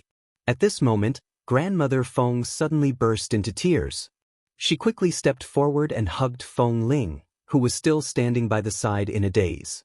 As she hugged her, she buried her face in front of her and cried loudly. "My granddaughter! You're my granddaughter! Feng Ling! My good granddaughter! Grandma finally saw you. But what should we do now? Your parents went in just now. They thought you were in the jungle and were afraid that our legs wouldn't be good, so they said they would go in to look for you first, but why did it suddenly catch fire? What should we do now?" Old Madame Feng cried and sobbed. As she cried, Li Nanheng could roughly understand what was going on. Suddenly learning that Qin Qiu and Mr. Feng were in the jungle, Li Nanheng's eyes darkened. He glanced at Feng Ling, who was still standing there. She didn't know where to put her hands and feet when she saw the old woman suddenly pouncing on her and crying uncontrollably. However, the moment she heard that her biological parents were in the burning jungle, all her hair stood on end. The moment Li Nanheng turned to look at her, she abruptly turned to look at him. Their eyes met. They were used to being in 11 base, so they didn't have anything else to say. The most important thing right now was to save them. How did they get in with such a big fire? Li Nanheng said as he quickly observed the fire above the jungle. Hearing the sound of the fire engines approaching, he turned back to look in the direction of the fire engines and decisively walked toward them. Feng Ling thought that Qin Qiu was inside. That was her mother and her father whom she had never seen before. The habit of every rescue mission and the faint consciousness in her heart reminded her to immediately go to the fire engine with Li Nanheng to apply for the rescue. However, the old woman who was crying so hard that she almost fainted made her unable to retreat. Her hands were stiff by her sides. Listening to the old woman's pained and anxious cries, Feng Ling lowered her head to look at her. Her lips moved, but she didn't know what to say or what to say. At the critical moment of life and death, no one could spare the extra thought to consider what kind of background or how to address them. She paused for a moment and looked up at the old man who was walking over. "Old Mr. Feng, I'm sorry, but I have to participate in the rescue now. Let's save them first, okay?" Elder Feng looked at her deeply and tried his best to suppress his anxiety. He nodded at her and said, "How are you going to save such a big fire? Child, don't take the risk. Your parents are in danger now. If you go in and something happens to them, I'm a member of 11 Base. I have professional rescue methods. I've participated in countless dangerous missions. Please trust us." With that, Feng Ling pushed the crying old woman in her arms to Elder Feng. At the same time, she quickly turned and ran in the direction of the fire engine. Grandfather Feng held his wife's hand tightly and looked back at the burning jungle worriedly. The weather was too dry, and the fire was getting bigger and bigger. It was easier said than done to save people in such a large jungle. On the one hand, he was filled with worry, and on the other hand, he was happy to finally see Feng Ling. The two feelings collided. The two old men couldn't bear it and staggered by the car door. Please be alright. Please. Grandmother Feng clutched her chest, her eyes red. From time to time, she looked at the flames in the sky and then turned to look in the direction Feng Ling had just left. As she looked, she said in a trembling voice, "Old man, that's our granddaughter." "Yes, she's our granddaughter." Grandfather Feng sighed. "With just a glance, I can tell that she's an outstanding and brave child." Several fire engines were already in place. Li Nanheng used his phone to contact the nearest rescue helicopter of 11 Base. It would fly over in about half an hour. Because they were really members of 11 Base, the rescue team had to take out spare fireproof suits, disinfectant masks, and other equipment in the car at their request. Li Nanheng communicated with the people in the fire truck in English the whole time. Feng Ling listened and quickly changed her clothes. Although she was silent and did not step forward to speak, although she looked calm, her trembling hands still exposed the worry and fear under her emotions. It was really too difficult to save the two of them in such a big fire, but the people there were her parents. And the two kind old men just now were her grandparents. They were all family members that she had never dared to hope for. Why did the fire suddenly break out? Why did they suddenly come here? Why did they go in? How could this be? After Li Nanheng communicated with the people inside, he turned back and saw Feng Ling fastening her belt with trembling hands. His gaze fell on her face. At this time, any words of concern were useless. He only looked at her and asked in a serious and low voice, "Can you do it?" Feng Ling did not answer. Instead, she decisively picked up the gas mask and put it on her head as an answer. The fire in the jungle was very big. Although Li Nanheng didn't want Feng Ling to take the risk, she had been on many rescue missions, and they were more dangerous than this.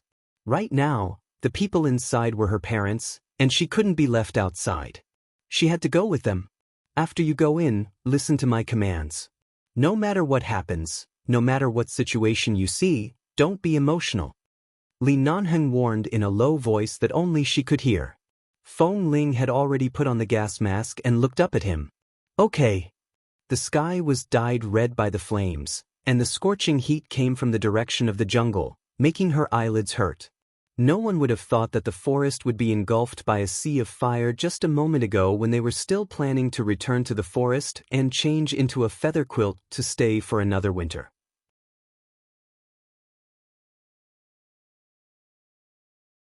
Chapter 1256. The sudden impact on Li Nanheng was not small, let alone Feng Ling, who had a special feeling for this jungle. However, the people in danger were her parents who gave birth to her. She didn't even have the time to feel sad or regretful. She had to participate in the rescue. She couldn't even have the time to feel uneasy or confused. Li Nanheng looked at her for 2 more seconds and suddenly said sternly, "Feng Ling, listen up." Feng Ling, whose back was slightly sagging, subconsciously straightened her body and stood in front of him with her legs closed. "Yes. From now on, follow behind me. You're not allowed to rush forward alone. You're not allowed to be more than a meter away from me. Even if the home you built with your own hands is destroyed, you have to remember what's more important. If the home is gone, you can build it again. Your life is the most important, understand?" Feng Ling's expression did not change. Her hands slowly clenched into fists in the sleeves of her heat-resistant suit. Although she only answered with one word, her voice was still hoarse. At the same time, the 2 elders of the Feng family were quickly invited over by the firefighters to ask what had happened. As the people in the car were all wearing the same clothes and the same disinfectant mask, their faces could not be seen. The only thing the 2 elders could recognize was Feng Ling, who was slightly shorter and thinner than those men. When she answered all the questions, she stared at her and said with red eyes, "My son and daughter-in-law are here to look for their long-lost child." As she spoke, the old lady looked at Feng Ling's mask and stared at her. "We all thought that the child had been inside and wanted to pick her up and let her go home, but the jungle was too big. They didn't come out for more than 2 hours, and there was no signal on the phone. Then, for some reason, a fire suddenly broke out. The wind was too strong, and the fire spread very quickly. My old man and I were afraid that something would happen, so we quickly called the police. It didn't take long for the fire engine to arrive. but the fire was already terrifyingly big. After learning the general cause and effect, the fire brigade arranged for all the rescue and fire prevention equipment. If it was just a forest fire, there was no way to control the fire rationally.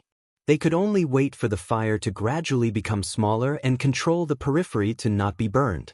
After understanding the general cause and effect of the fire brigade immediately arranged for all rescue and fire prevention equipment. If it was just a forest fire, the fire could not be controlled rationally at all. They could only wait for the fire to gradually become smaller and control the periphery so that the fire would not spread to more places. But now that there were people in the jungle, they had no choice but to take the risk to rush in to save them. In such an endless jungle, they had no idea where the two of them were. In such a sea of fire, it was like looking for a needle in a haystack, and they were risking their lives to fish for it.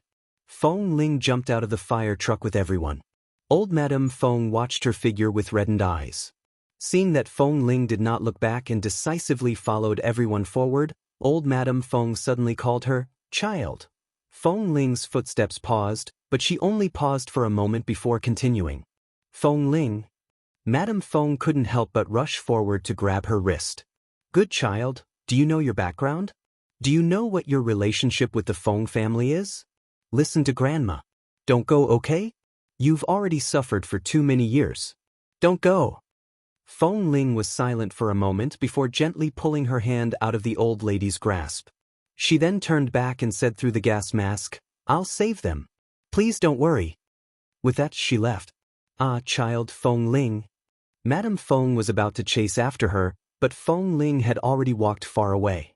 Behind her, several members of the fire truck came forward to support Madame Feng, who was almost unable to stand steadily. They politely sent her and Grandfather Feng into the car and let them rest for the time being. Rest? Who could really rest? Grandfather Feng held his wife's hand tightly and looked at the sea of fire. He hated that he was too old. If time could turn back 30 or 40 years, they would definitely rush in to save him. They wouldn't be sitting here crying and being taken care of. There was nothing else they could do. In the end, Madame Feng could only close her eyes anxiously and pray to the heavens, to the Bodhisattva, and to the various gods. In the jungle, no one was more familiar with the environment than Feng Ling. The flames engulfed everything, and the flames and thick smoke also obscured the vision of the road ahead. Feng Ling followed the route in her memory. In addition, Li Nanheng had lived here for half a year, so he was already familiar with many directions and routes. The two of them carried rescue equipment and rushed in first. They stepped on the ground that was barely visible under the flames and leaned forward. The thick smoke was too heavy for them to speak, and the mask on their faces was not suitable for them to speak either. Li Nanheng searched around with the help of the flames. At the same time, his gaze fell on Feng Ling from time to time. He saw that she had been following obediently the entire time and was not too emotional because of worry, but he knew that this was when she was really worried and flustered. The more expressionless she was, the more emotional she was. She was afraid. She was not afraid that something would happen to her. She was afraid that her mother would really die here. This was the place where she could save her life when she was young. She had spent 5 years growing up here. If something happened to her parents here, how would she face all of this in the future? Li Nanheng lowered his head and glanced at the slightly soft mud. He saw 2 pairs of uneven footprints on it. Looking in the direction of the footprints, he pursed his thin lips coldly. Without saying a word, he reached out and pulled Feng Ling to his side. He pulled her forward and silently gave her the courage to persevere. Feng Ling's hand pressed against his hand and did not say anything. Feng Ling pressed her hand against his and did not say anything. She also saw the 2 footprints and guessed that they should be her parents. She immediately clenched her hand in his hand, but after a short while, the man forced her hand open and held it in his palm, preventing her from suppressing her emotions and stabbing herself with her nails. At the same time, he held her firmly and kept her by his side, not giving her any chance to take risks alone. Even if she died here, she had to die by Li Nanheng's side. The 2 of them bent down and continued to walk in, but the deeper they went, the more the smoke choked their eyes. Even though the gas and fire masks were very effective, they still inhaled some. The rescue operations that Feng Ling had participated in before were not as large as the jungle, and she could accurately know the target location.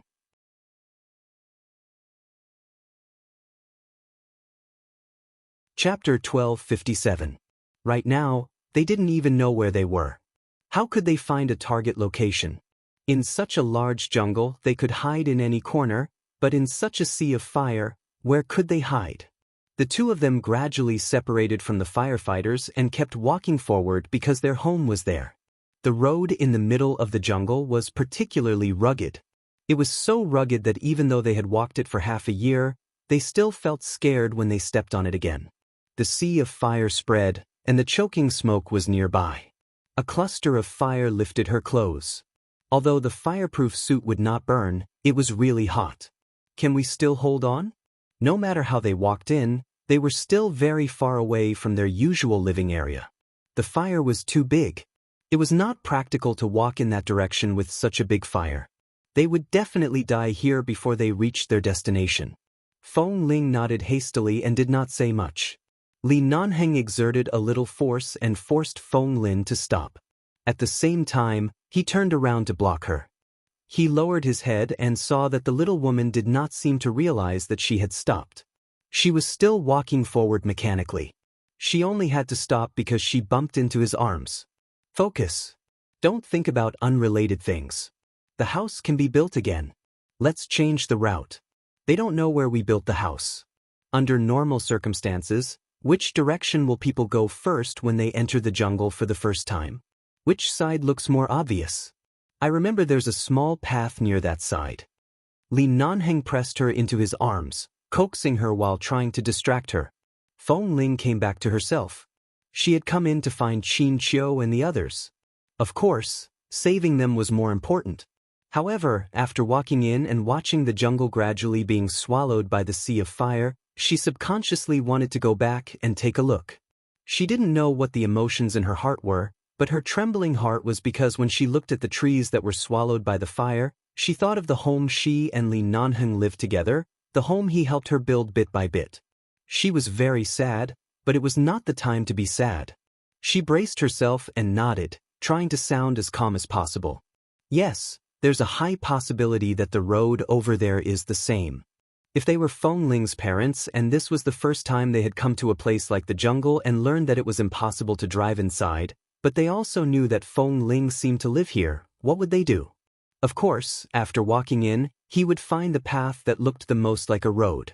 Then he would continue to search for every place that looked beautiful and safe, connecting one safe direction after another. Li Nanheng decisively led Feng Ling there. He no longer hesitated or searched around randomly. He took the same path back and walked toward the route he had roughly guessed. In this thick smoke and terrifying sea of fire, he finally saw the unconscious Mr. Feng Yuanqing, under a tree. Finally, she saw someone. When Feng Ling saw the person who had fallen to the ground, she thought it was Qin Qiu.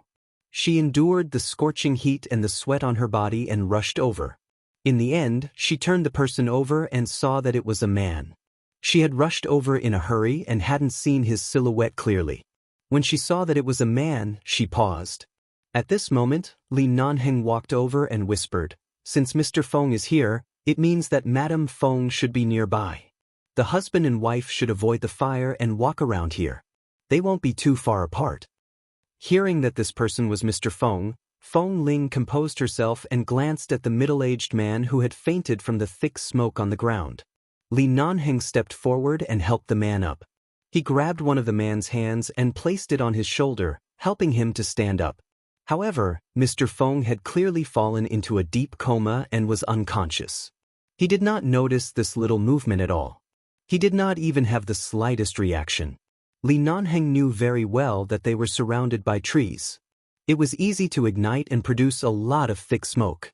He and Feng Ling, wearing heat-resistant suits and gas masks, were already very uncomfortable after coming in for less than 10 minutes, not to mention how much smoke Mr. Feng and Madame Feng had inhaled.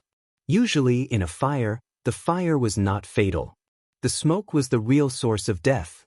After Feng Ling finally found one of them, her mental state improved slightly. However, because the smoke here was too thick, she did not have any hope of seeing if Madame Fong could make it out alive. Based on the situation here, any rational person would be able to guess that even if the two of them were brought out, there was almost no hope of them surviving. She quickly looked around. The thick smoke affected her vision. Fong Ling narrowed her eyes and walked a little faster. She continued forward until she saw Madame Fong, Qin Qiu, who had fallen under the tree about 10 meters away. Her heart pounded hard and she quickly ran over to help Qin Qiu up. Madame Fong and Mr. Fong were in the same situation. They were unconscious. Time could not be delayed any longer. Fong Ling did not hesitate to carry Qin Qiu on her back. She supported her body with one hand and decisively took off the mask on her face with the other. She was about to put it on Qin Qiu's face. Li Nanheng turned back and saw her action. His cold brows furrowed. "Do you want to die?" Fong Ling did not answer. She just glanced at him and did not speak. She carried him on her back and walked out. Li Nanheng saw that she was feeling uncomfortable and guessed that nothing he said would make sense, so he did not stop her from doing such a stupid thing. Instead, he raised his hand to take off the mask on his face and walked over to put it on for her. When Fong Ling looked up at him and wanted to ask him what to do, she saw the anger in the man's eyes and was speechless. "Don't waste time. Let's go," Li Nanheng ordered coldly. He carried the middle-aged man who had been leaning weakly by his side and quickly carried him out with Fong Ling. They rushed out along the road under the sea of fire. From time to time, there was the sound of a tree being burned and falling. The journey that should have taken more than 10 minutes was completed in 5 minutes. They had been in there for so long that 11 Base's rescue helicopter had already arrived. Ignoring the objections of the firefighters, they were about to rush in to find them. A group of people was in a stalemate outside the jungle. Suddenly, they saw 2 people rushing out of the sea, each carrying a person. Seeing the 2 figures rushing out under the flames, the members of 11 Base were used to this kind of scene. They were the first to react and hurriedly went up to help. The firefighters looked at the 2 people who rushed out in shock and disbelief. Then they looked at the entire jungle that had been burned and felt incredulous.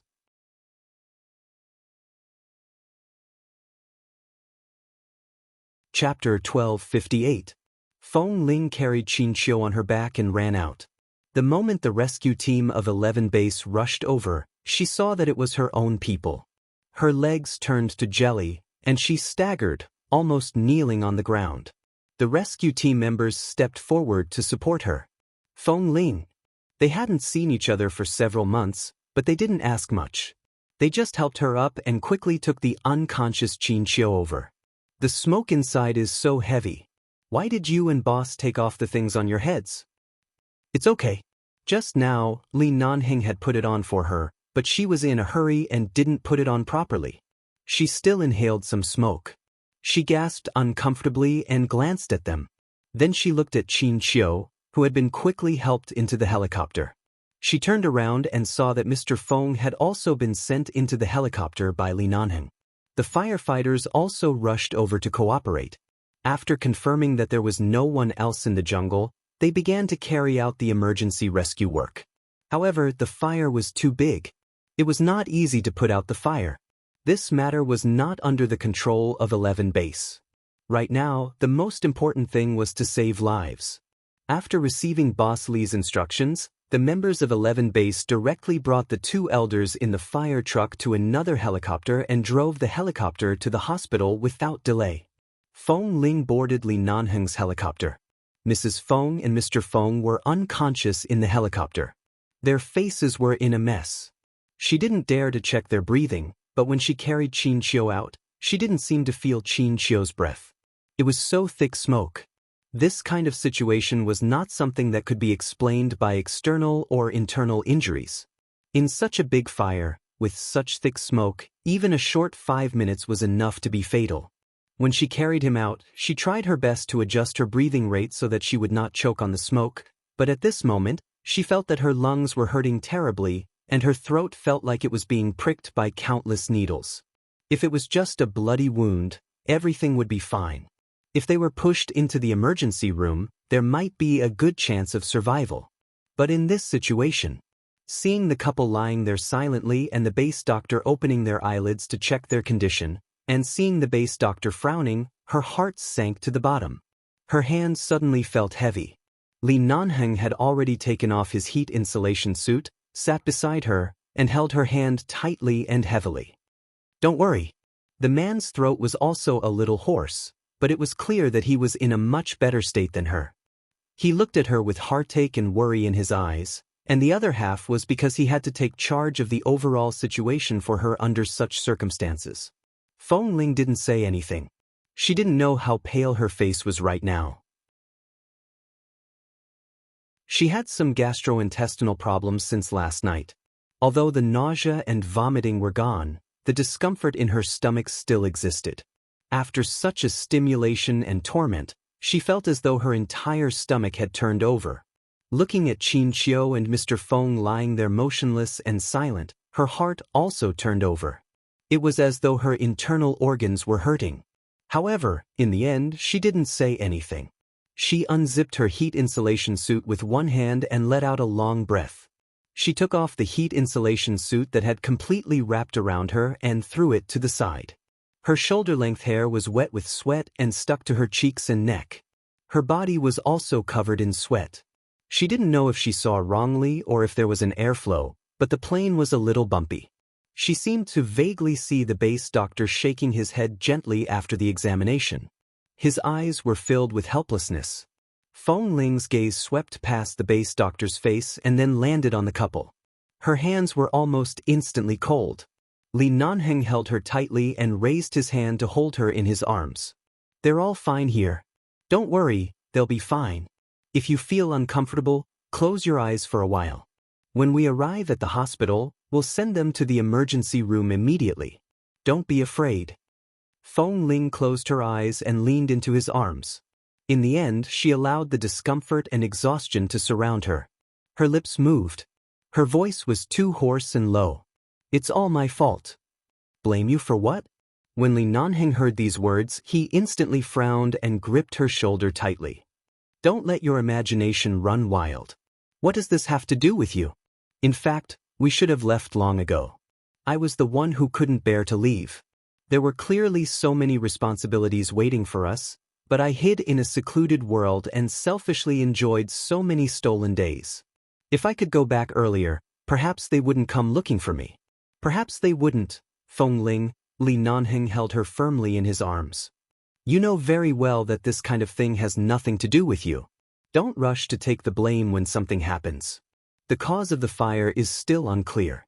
It's still unclear what happened to Mr. Feng and Mrs. Feng after they entered the jungle. If you continue to be so negative, I'm afraid I'll bring you back to the base. I won't even let you go to the hospital. You won't be able to see the Feng family again." Feng Ling did not speak anymore. She just closed her eyes and leaned weakly in his arms. After a long time, just when Li Nanheng thought that she was so tired that she fell asleep in his arms, he suddenly heard a low sob. Feng Ling was crying. However, she was afraid that someone would find out that she was crying, so she could only hide in his arms, but she still couldn't help but make a little sound. Li Nanheng did not speak. He hugged her and gently stroked the back of her head as though he was coaxing an injured little beast. He lowered his head and kissed the hair on her head to comfort her.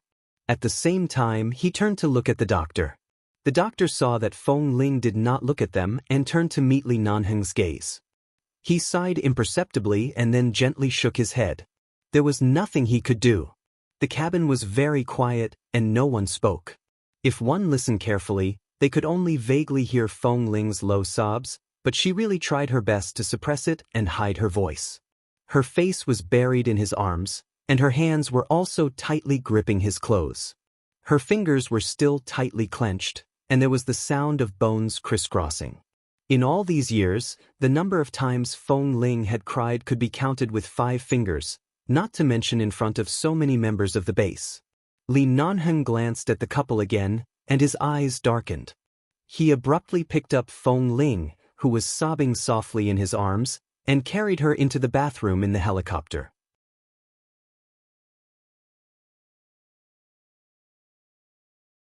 Chapter 1259. In the bathroom on the helicopter, there were all the things and facilities.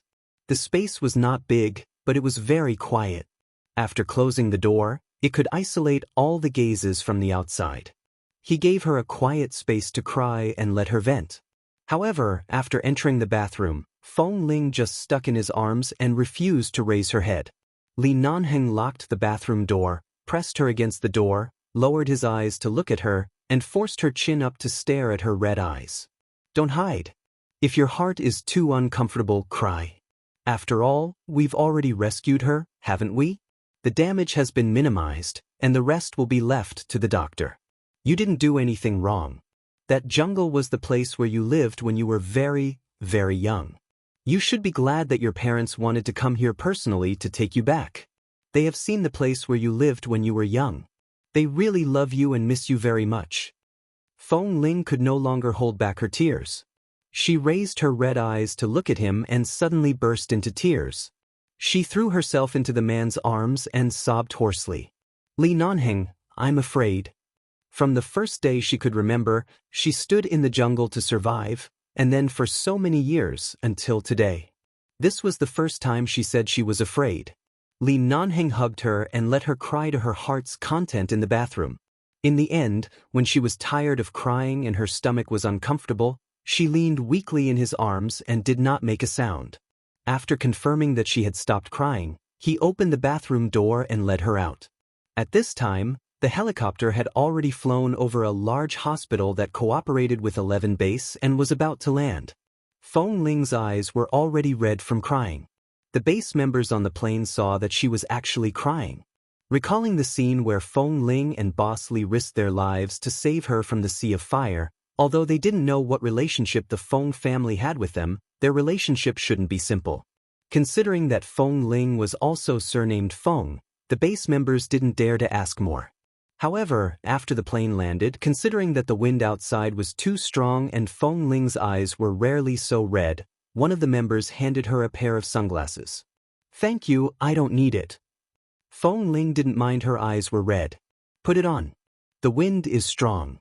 You just cried, and your eyes can't stand the stimulation. Li Nanheng took it for her and put the sunglasses on for her. He really couldn't bear to see her crying. Earlier in the bathroom, his heart ached so much that he wanted to dig out his heart. Right now, there were still a lot of things waiting for them to deal with outside. There were also Mrs. Feng and Mr. Feng's lives waiting for emergency treatment. He needed to calm down and rationally deal with it, but as long as he saw her swollen eyes from crying, he was afraid he wouldn't be able to remain 100% calm. Feng Ling did not resist. She thought of the two elders of the Feng family in the other helicopter. At this time, they must be more worried.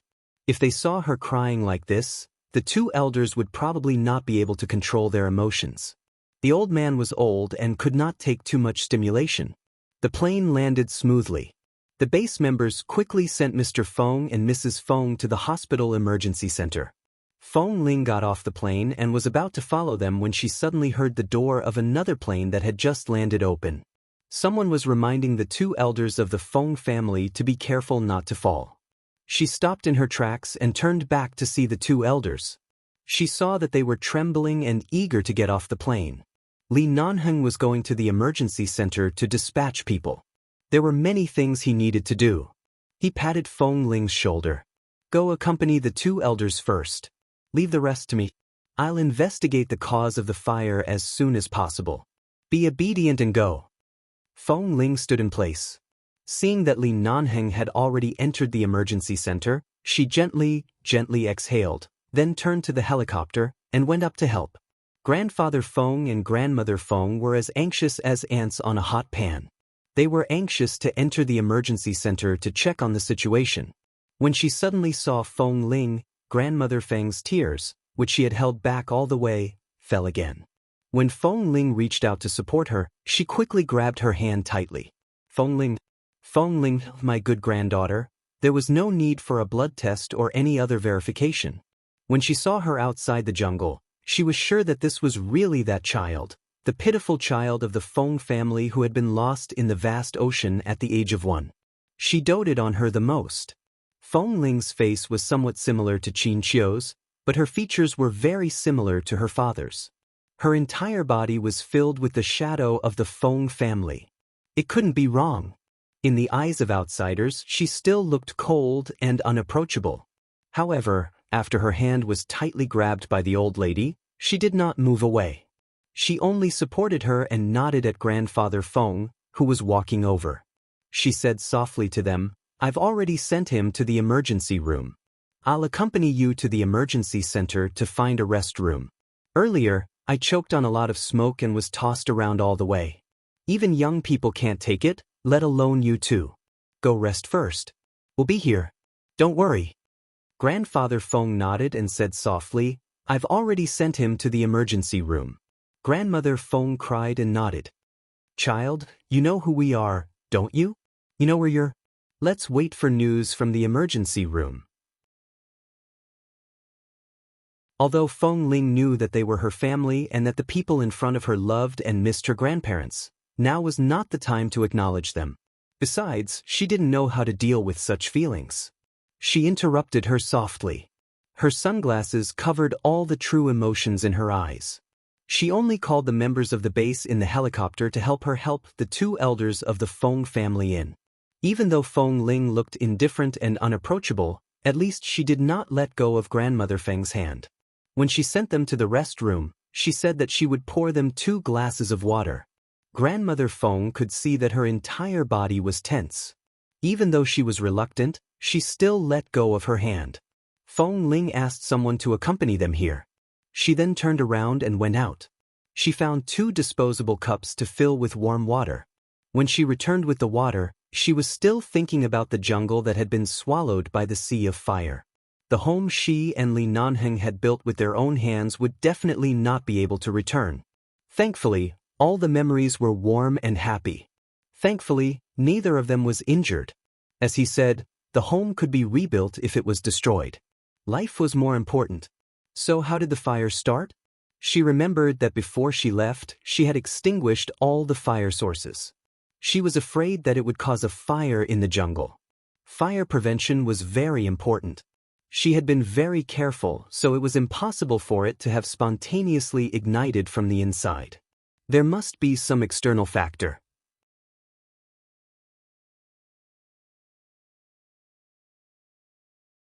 Chapter 1260. But what kind of external factors was it? There was no one nearby, and there were signs prohibiting tourists from approaching. She knew that there was no one to control the jungle and that it was not safe, so no one dared to go near it. It had caused such a serious fire so quickly. She had every reason to suspect that someone had set the fire on purpose. But there weren't even any surveillance cameras nearby. Walking back to the lounge, Feng Ling put down the 2 glasses of water. In fact, she didn't know how to comfort the old couple, but they had clearly been through a lot. At first, their emotions were indeed unstable, anxious, and excited, but now they had calmed down. Grandfather Feng sat on the chair in the lounge and sighed softly. From time to time, he asked the base members who were guarding them. He was concerned about the situation in the emergency room and wanted to know how serious the discipline of his son and daughter-in-law was. The base members didn't know this probability. They only knew that the survival rate was very low. At this time, they couldn't be provoked, so they could only answer that they didn't know. Old Madame Feng sat there, her eyes still red. When she saw Feng Ling return, she turned to look at her. When Feng Ling went to fetch the water, she turned on the tap and washed her face and eyes with cold water. Although her eyes were still slightly swollen, it was not too obvious. She had already taken off her sunglasses. Meeting old Madame Feng's gaze, she gently placed the disposable paper cup filled with warm water in her hand. "Drink some water first. Calm down." Old Madame Feng looked at her with mixed emotions. She wanted to say something.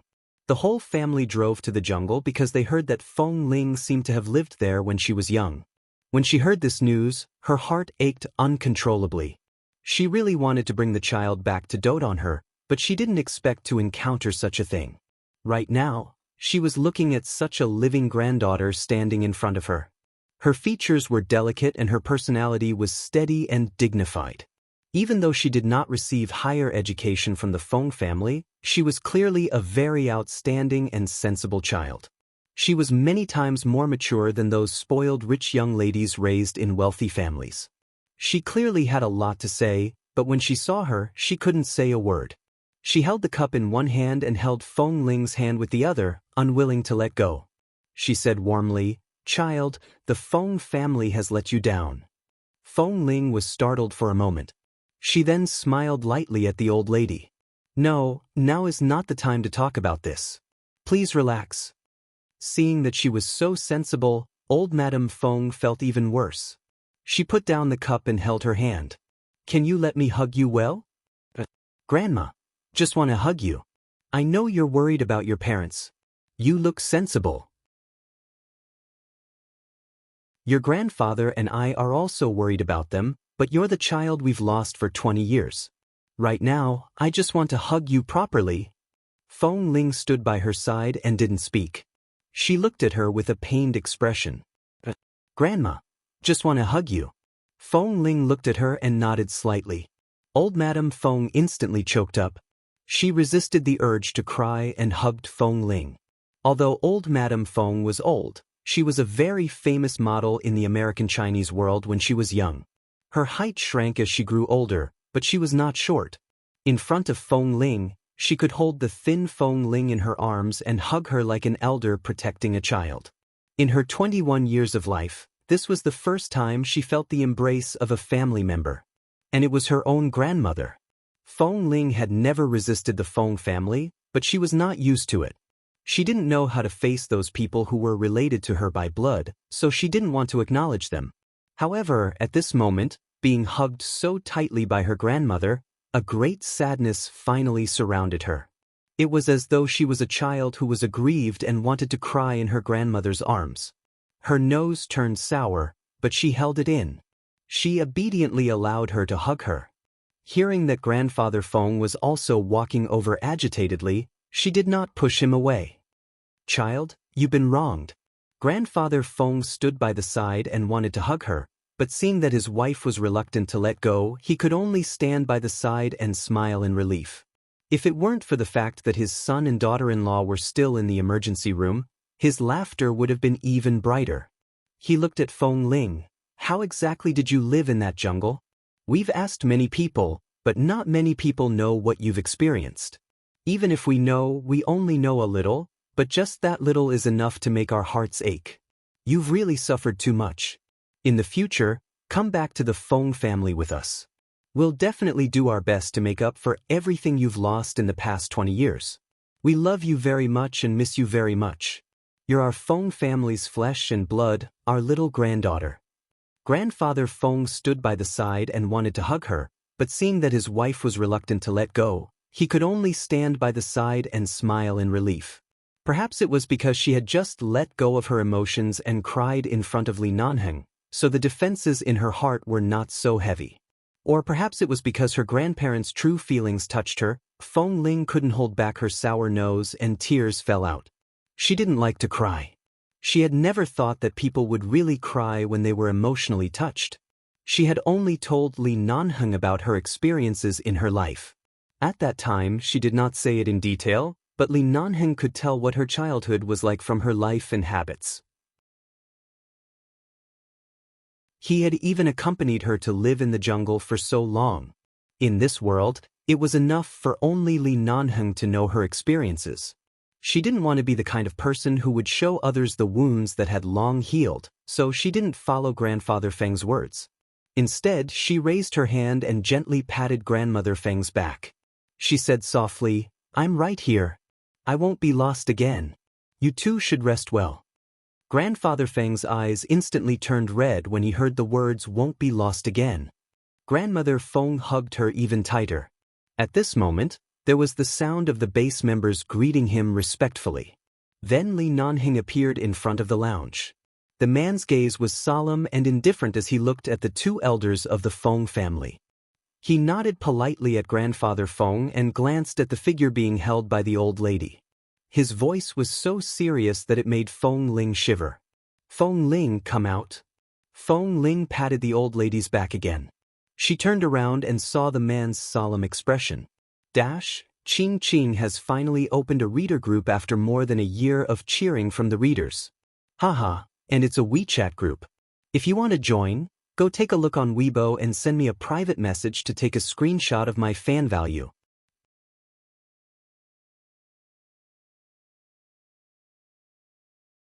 Chapter 1261. What's wrong? Feng Ling walked out of the lounge and looked up at him. Li Nanheng lowered his eyes to look at her, raised his hand, and gently rubbed her soft hair. He seemed to be very tired. This kind of exhaustion was not physical, but psychological. Touching her hair and seeing the hope in her eyes, he said in a low voice, "They are not in good condition. You have to be mentally prepared."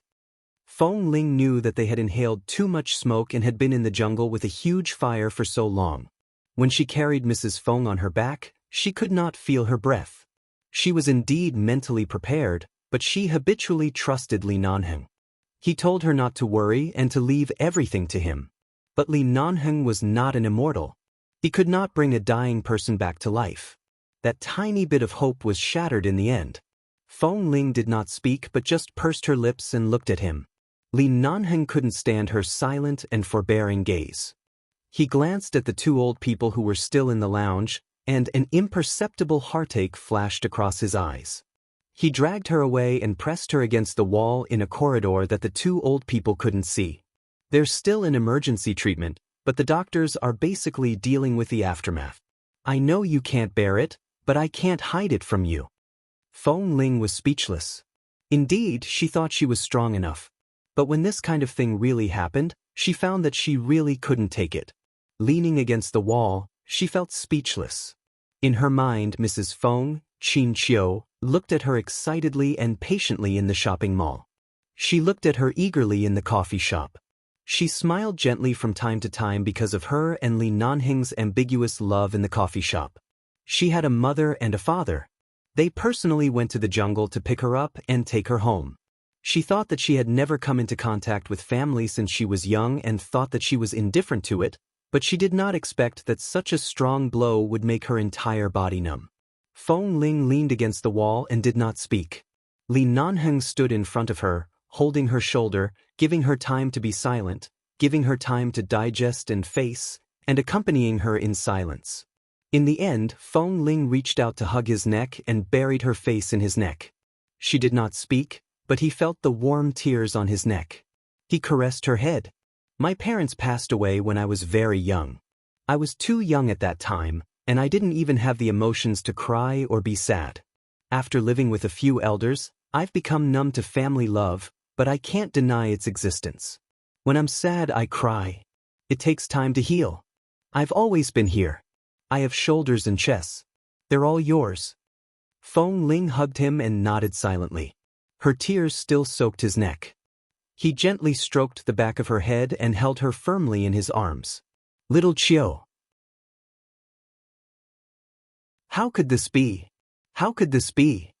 Just as Feng Ling was comforted by Li Nanheng and the two of them were walking back, they suddenly heard a trembling scream. The voice belonged to old Madame Feng. Feng Ling's expression stiffened and she quickly walked over, only to see that old Madame Feng had already walked out. Not far away, the door of the emergency room was open. Qin Qiu's entire body and face were covered by a white cloth. The doctor had just informed the people of 11 Base and then pushed her out. She didn't expect there to be two old people here. As soon as she was pushed out, she was stopped and couldn't be pushed to the morgue. She could only stand there and watch the old people crying and pouncing on her. She had just learned that there was no hope. Now that she saw the person who was once smiling at her lying under a cold white cloth, Feng Ling's face instantly turned pale. She quickly walked over and when old Madame Feng lifted the white cloth and threw herself on the bed to hug Qin Qiu, she walked forward and hugged old Madame Feng. She couldn't say anything. When she opened her mouth, she would definitely be choked with sobs. She tried her best to hold back all the tears that wanted to gush out, but she looked at the pale and motionless Qin Qiu with her own eyes. She saw that the tears had already dried up. They were probably shed in the emergency room, but in the end, she couldn't be saved. Even if no one was willing to believe that all of this was true, The whole family had been discussing how to bring her back last night. The whole family had been very happy and excited, but why did they suddenly separate forever? It would only take a few hours. It was just a big fire. His body was not burnt at all. Everything was clean and tidy. But she was gone. The old lady threw herself on Qin Qiu's cold body and cried. She kept shouting, "Xiao Qiu, don't go. Feng Ling just came back. You two haven't acknowledged each other yet, Xiao Qiu." These words all hit Feng Ling's heart. Feng Ling had just cried. Right now, she was holding back her tears. She hugged the old lady tightly with both hands, afraid that she would fall down. Grandfather Feng stood by the side and closed his eyes. His painful gaze shifted from Qin Qiu's pale face and finally landed on the medical staff at the end of the bed. Even though he knew that there was little hope, he still asked hoarsely, "What about the other one?" "My son, sir, the man inside is the same," the leading doctor said apologetically. He and his wife also inhaled a lot of smoke. No matter how advanced modern medicine is, it's really impossible to save this situation. However, the man's physical fitness is slightly stronger than his wife's. He barely regained some consciousness before, and now he's still breathing. Maybe he can see him for the last time. The doctor tried his best to be tactful. However, it was clear that he was saying that this was the last time he would see him before he completely died. There was no way to save him. When Grandfather Feng heard that his son could not be saved, he almost staggered. The members of 11 Base behind him quickly stepped forward to support him. "Elder Feng, my condolences." At this moment, the doctor suddenly looked at Li Nanheng, who had just walked behind Feng Ling and the old lady. "Mr. Li, the man inside is still dying, but we heard what he said during the emergency treatment. He said he wanted to see you." "See him?" He was about to die, and his daughter and family were outside. However, when Mr. Feng knew that he only had one breath left, he said he wanted to see Li Nanheng. Li Nanheng glanced at the doctor indifferently. The doctor nodded at him, indicating that what he said was true. At this time, the old lady had already fainted from crying. Feng Ling quickly helped her up, and Grandfather Feng could only rely on others to support him. The scene was chaotic. The doctor was already used to this situation and only told the patient's last words truthfully. W. For M.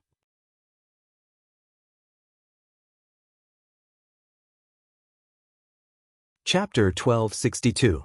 Li Nanheng gave the members of 11 Base a look. They immediately understood what their boss meant and nodded. "We'll make arrangements for the two elders of the Feng family." Li Nanheng did not speak further. At the same time, his gaze landed on Feng Ling. She was hugging Madame Feng. Under the doctor's lead, he walked into the emergency room. After changing into a sterilized isolation suit, he walked in and walked to the bed inside. Mr. Feng was lying there with his eyes closed, motionless. Li Nanheng looked at the various medical equipment by the side.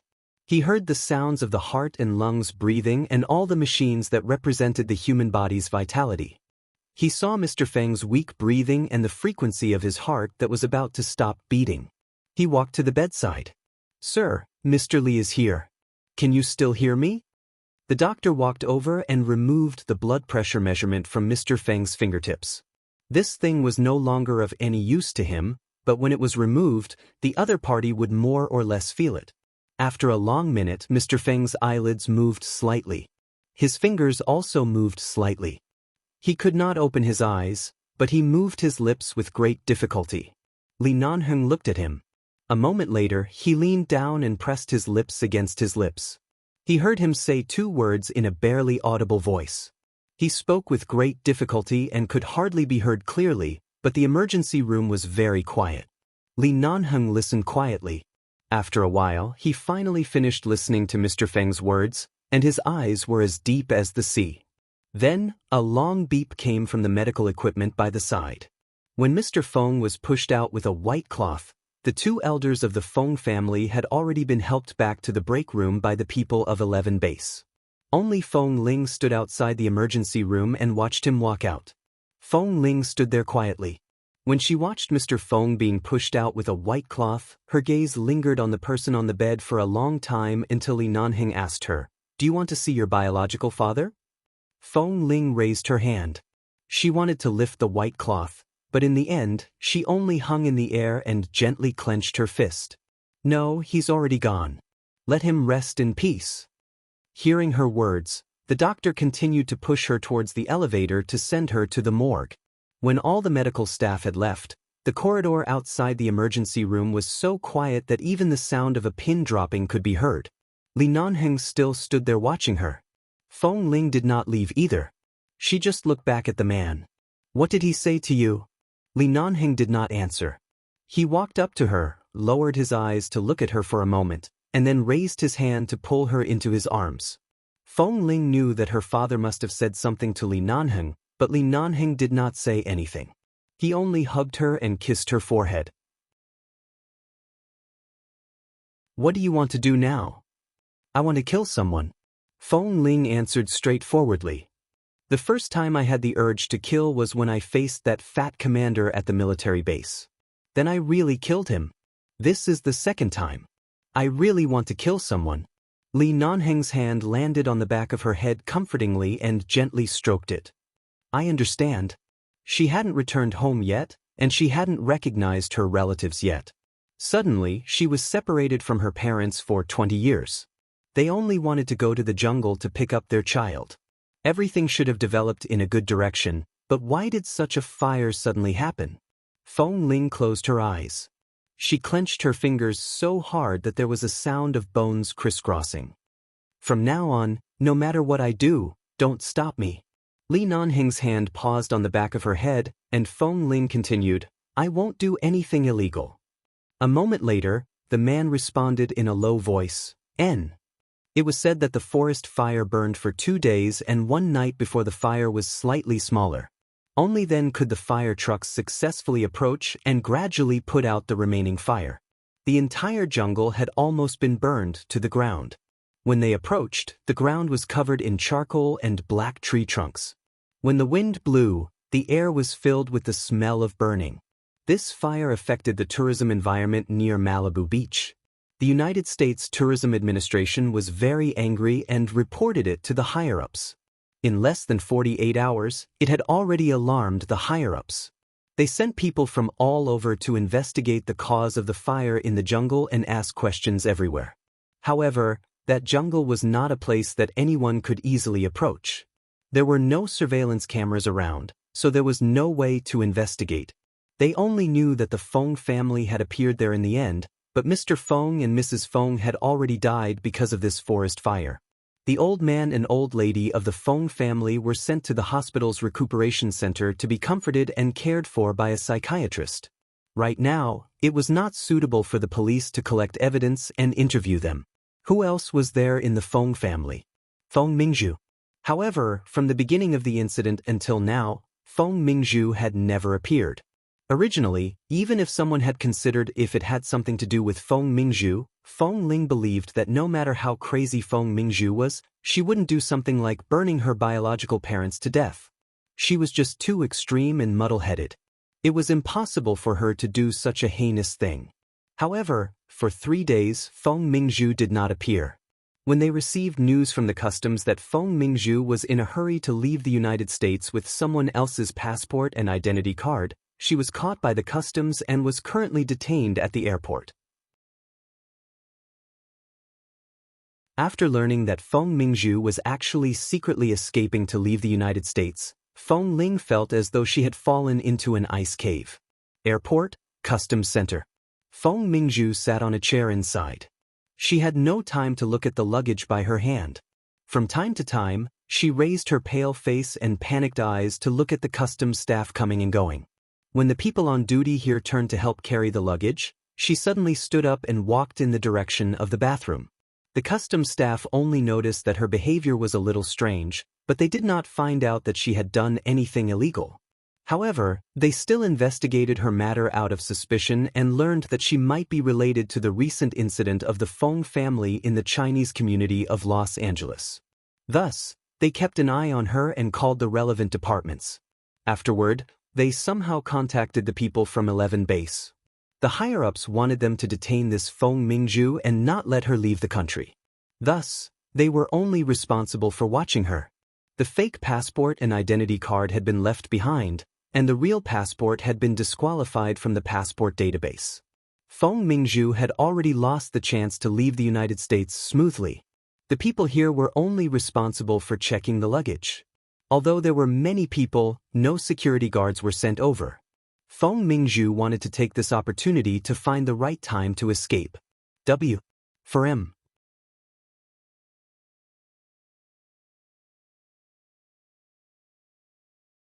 Chapter 1263. A figure hurriedly went to the washroom of the Customs Inspection Center and took off his coat. Then, he hurriedly took out a pair of sunglasses from his coat and put them on. He tied his hair up high into a ponytail. His whole appearance and temperament seemed to have changed a little. She wanted to sneak out while the staff of the Customs Center were not paying attention. Feng Mingzhu saw that 2 people who worked as agents were detained by the customs. Many customs officers went up to forcefully open their suitcases to check their items. When their attention was on the 2 illegal agents, they didn't care about their suitcases anymore and quickly jumped out of the door by the side. 2 or 3 minutes later, the customs staff suddenly found that Feng Mingzhu had disappeared. They went to the washroom and saw the coat thrown there. They hurriedly came out and sounded the alarm. In the large Los Angeles airport, Feng Mingzhu was hiding everywhere. Suddenly, the entire airport's alarm rang, scaring her to the point where she had nowhere to run. She hid in a deserted corner, trembling all over, and her eyes lost focus as she stared into the distance. Her arms wrapped around her shoulders, she squatted there, buried her face between her legs, and cried silently in fear. The alarm didn't stop. From time to time, the sound of an English broadcast came from the airport, and the entire airport was filled with Feng Mingzhu's name. Feng Mingzhu felt that she couldn't hide here. Sooner or later, she would be discovered by the patrols or security guards here. Taking advantage of the fact that there was no one around, she came out of the corner and wandered around the washrooms. In the end, she wanted to find an opportunity to walk to the exit or the parking lot to leave. However, while Feng Mingzhu was walking quickly to find a way out, she didn't know that all the entrances and exits of the Los Angeles airport, which covered an area of 2.6 million square meters, had been quickly guarded by members of the 11 base. She didn't know that all the visible surveillance areas on every floor of the airport had been thoroughly checked. 15 minutes later, Feng Mingzhu managed to blend into the group of people who had just landed outside the airport hall. From time to time, she pushed up the sunglasses on her face and walked out of the crowd. Just as she was about to walk out of the airport hall, suddenly, a group of people wearing the black uniforms of the 11 base appeared in front of her and surrounded her. As soon as Feng Mingzhu saw their clothes and the cold and solemn expressions on their faces, she trembled and froze in place. In the next moment, she saw the members of the 11 base take the initiative to give way. When she saw the people approaching in front of her step by step, she felt as though the whole world was about to collapse. Feng Mingzhu's expression was ashen. She watched as Feng Ling approached her step by step. Feng Ling's gaze was cold, and there was undisguised coldness and killing intent in her eyes. She stopped 4 or 5 meters away from Feng Mingzhu and looked at her coldly. Feng Mingzhu had thought of many possibilities. She thought it was the police or someone else, but she never expected that the person who came to arrest her would be Feng Ling. What about me? Feng Ling looked at her expressionlessly. Her eyes seemed to be covered with a layer of ice. If you didn't escape, I wouldn't have thought that this whole matter would really have something to do with you. The police haven't even found any surveillance cameras near the area, but you've been hiding for so many days. You even want to use a fake identity to leave the United States. Not to mention that it's impossible for you to leave, even if you really leave, as long as 11 base wants to track you down. Where do you think you can escape to? Even if you hide in the South Pole, there's still nowhere to run. Feng Mingzhu's expression was deathly pale. What are you talking about? I just accidentally took the wrong passport. When did I say that I wanted to use a fake identity to leave the country? However, Feng Ling did not wait for her to finish speaking. She only sneered and casually took out the real passport that belonged to Feng Mingzhu from her pocket. When Feng Mingzhu looked at the thing in her hand in disbelief and was speechless, She suddenly threw the passport heavily on her face. Feng Mingzhu was in pain, but she looked at the people from 11 base around her and then at the gun on Feng Ling's waist. Her lips trembled and she could not say a word for a long time. They were clearly sisters, but at this moment, they were actually meeting each other with such identities. Feng Ling looked at her coldly for a long time. It was so long that Feng Mingzhu was about to be frozen under her gaze. Feng Ling asked coldly, "Why did you do this?" Feng Mingzhu closed her eyes. From the moment she learned that her parents had entered the jungle and that they had died in the fire, she knew that she was finished. Originally, she wanted to hide, but now she knew that she had no hope at all. Whether it was Feng Ling, the Feng family, or the police, they would not let her off. It was impossible for her grandparents to protect her. She didn't know why she suddenly walked into a desperate situation. She just wanted to stop Feng Ling from coming back. Feng Mingzhu closed her eyes. It was unknown whether she was crying or smiling. After a long time of tolerance, she suddenly knelt on the ground and cried loudly. She cried until her neck was red and her entire face was red. She cried until she was out of breath and shouted, "I didn't want to kill them. I didn't expect them to go in. Those are my parents. They are my parents. I only want to burn you to death, not them." Feng Ling's hands that were quietly hanging by her legs suddenly clenched into fists. I didn't want to. Feng Mingzhu had completely broken down. "I haven't eaten or slept for days. I just don't want you to go back to the Feng family. Why do you want to live? I just want you to die there. The person I want to burn to death is you. But why are they the ones who die? Why?" She raised her hand and held her head hard, screaming and crying. "I don't want to do this either. Why did they go in? I don't want to kill them at all. But what can I do? What can I do? What can I do? By the time I know, it's already too late." Feng Ling endured and walked forward, kicking Feng Mingzhu's chest hard. She then walked forward and pulled Feng Mingzhu up, who had been kicked to the ground. She grabbed her collar tightly with both hands and looked at her fiercely and coldly. "Feng Mingzhu, you're really stupid.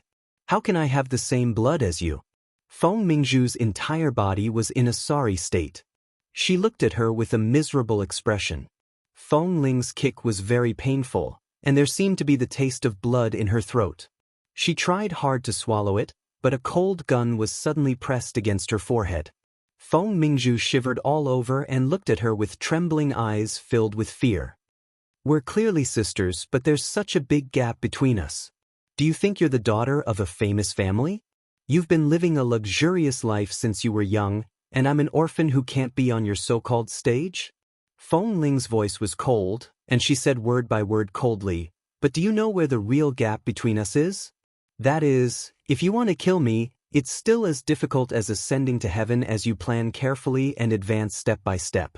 And if I want you to die, I can make your blood splatter on the spot right now." Asking for monthly votes for him.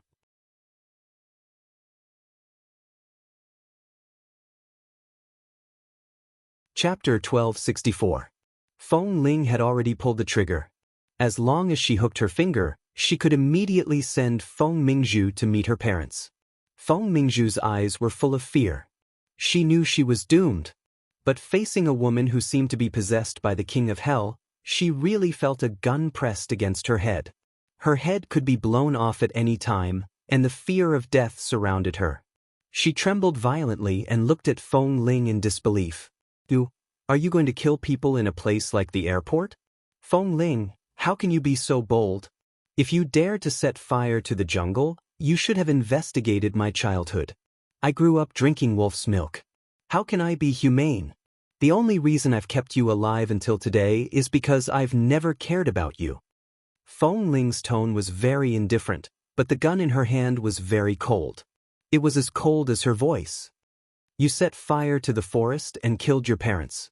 The Feng family can no longer be your backer. The police and 11 base won't let you off, especially me. Even if I shoot you here, it's just a matter of writing another complaint. It won't cause any trouble. Do you think I don't dare?" After being in contact with Feng Ling for so long, Feng Mingzhu only knew that she seemed to be a very powerful character in 11 base, But Feng Ling had always been very gentle and aloof. She was always indifferent and didn't even have the desire to quarrel with others. This was the first time Feng Mingzhu felt Feng Ling's killing intent. It was a terrible killing intent. "You can't kill me." Feng Mingzhu tried to suppress the fear in her eyes and glared at her. "I'm your sister, you can't do anything to me." The Feng family is in deep trouble now. If you dare to do anything to me, have you thought about Grandpa and Grandma? Will they be able to take this blow? Before she could finish speaking, she was abruptly slapped to the ground by Feng Ling. The slap was so hard that the corner of Feng Mingzhu's mouth cracked in pain. There was a faint trace of blood at the corner of her mouth. She lay on the ground and only recovered from the dizziness after a long while. She turned her eyes in disbelief and looked at the gun in Feng Ling's hand. The muzzle was still aimed at her, but Feng Ling had already taken a step back and looked down at her expressionlessly. Looking at the black muzzle, Feng Mingzhu shuddered. "I do want to kill you, but my parents, who were killed by you, have just found peace in the underworld. They don't seem to want to see you so soon." Feng Ling's voice was cold and indifferent. "If I want to take revenge, I have countless ways to make you wish you were dead. Feng Mingzhu, don't stimulate the bloodthirsty and dark side hidden in my bones. Otherwise, I will bite off your flesh bit by bit, cut you into thousands of pieces, and throw you into the deep mountains and wild forests. I will even do things like that." Feng Mingzhu didn't expect that she could say such bloody and terrifying words. Her entire face was pale, and her eyes were filled with fear. Feng Ling narrowed her eyes coldly, the muzzle still aimed at her head, and sneered. "Do you want me to remind you again? I grew up drinking wolf's milk." Feng Mingzhu trembled under her gaze. "From the beginning to now, you're just a prey that can be torn apart at any time in front of me. I don't touch you because you're a member of the Feng family. Secondly, I never thought that a person could be so stupid that she could kill her own parents. If you were smart enough, it would be fine. At least you wouldn't harm others and yourself, but unfortunately, you're really stupid to the point that you deserve to die." Feng Ling coldly looked at her face that was filled with fear. "Feng Mingzhu, do you really want to taste the feeling of being torn apart? I don't." Feng Mingzhu breathed heavily and abruptly tried to get up from the ground. However, the moment she got up, she was kicked to the ground by Feng Ling again. Her head hit the empty chair by the side and trembled miserably on the ground for a long time. Then she curled up and leaned against the chair, barely managing to sit up. She looked carefully at the thing in Feng Ling's hand. That gun. Seeing the fear and concern in her eyes, Feng Ling's eyes were still cold. "Don't worry, this is a silencer gun. Even if I kill you here, few people will hear it." Feng Mingzhu trembled all over and carefully looked at the expressionless members of 11 base around her. Obviously, if Feng Ling really wanted to kill someone, these people would definitely surround her, and she had no chance of breaking through the encirclement. She shrank her neck and leaned against the ground in a sorry state. Suddenly, there were two muffled sounds in the air. Before Feng Mingzhu could react, she saw two dazzling sparks coming out of the muzzle of the gun in Feng Ling's hand. She was so frightened that her heart was in her throat, and her whole body trembled violently. However, the two bullets that came out of the silencer only hit the seat behind her. The shooting was so accurate that it only hit the metal backrest behind the seat and did not damage the seat. The bullets hit the metal backrest and bounced back, directly hitting Feng Mingzhu's shoulder. It was so painful that even though her shoulder was not hit by the bullets, it still hurt. "How do you want to die?" Feng Ling's voice was indifferent, and her eyes were cold as she looked at her. She just stood there, looking down at her, and she had no intention of putting the silencer gun back. Feng Mingzhu's face was deathly pale. She wanted to hold the back of the chair behind her to stand up, but after trying for a long time, she couldn't get up. She stared blankly at Feng Ling. It wasn't easy for her to prop her legs up, but this time, Feng Ling shot the ground under her feet. She was so frightened that she fell heavily back to the ground. She felt that the bullet was close to her feet. If she dared to move again, her bullet would definitely hit her. "Feng Ling, what exactly do you want?" Feng Mingzhu sat stiffly on the ground for a long time, and in the end, she seemed to be about to be driven crazy. She looked at her blankly. What? He didn't even plan on going back to acknowledge his parents. Now, he was going to avenge his parents with righteous indignation? What right do you have to avenge them? Who do you think you are? Do you think I'm really afraid of you? Another shot. This time, it brushed past her ear, accurately brushing past her earlobe, leaving behind a scorched trail of blood. The bullet once again landed on the back of the metal chair behind her, making a crisp, dang sound. Feng Mingzhu was so shocked that she swallowed back all the words she was about to say due to the shock.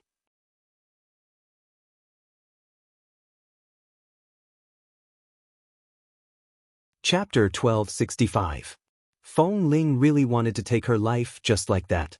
She really couldn't bear to see her like this. At the thought of the fire in the Malibu jungle and Qin Qiu, who was pushed out of the emergency room with a white cloth, she wished she could kill her on the spot. After several consecutive mental tortures, Feng Mingzhu, who had already broken down, burst into tears. She clutched her clothes tightly with both hands, but her eyes were filled with fear. She didn't even have the strength to get up. Feng Ling held the gun in her hand tightly and looked at her. Every word was cold and clear. I promised Li Nanheng that I wouldn't do anything illegal and wouldn't let him worry. I won't take your life. Keep it and slowly waste it in the cold prison. Feng Mingzhu trembled and looked at her in disbelief. What are you going to do?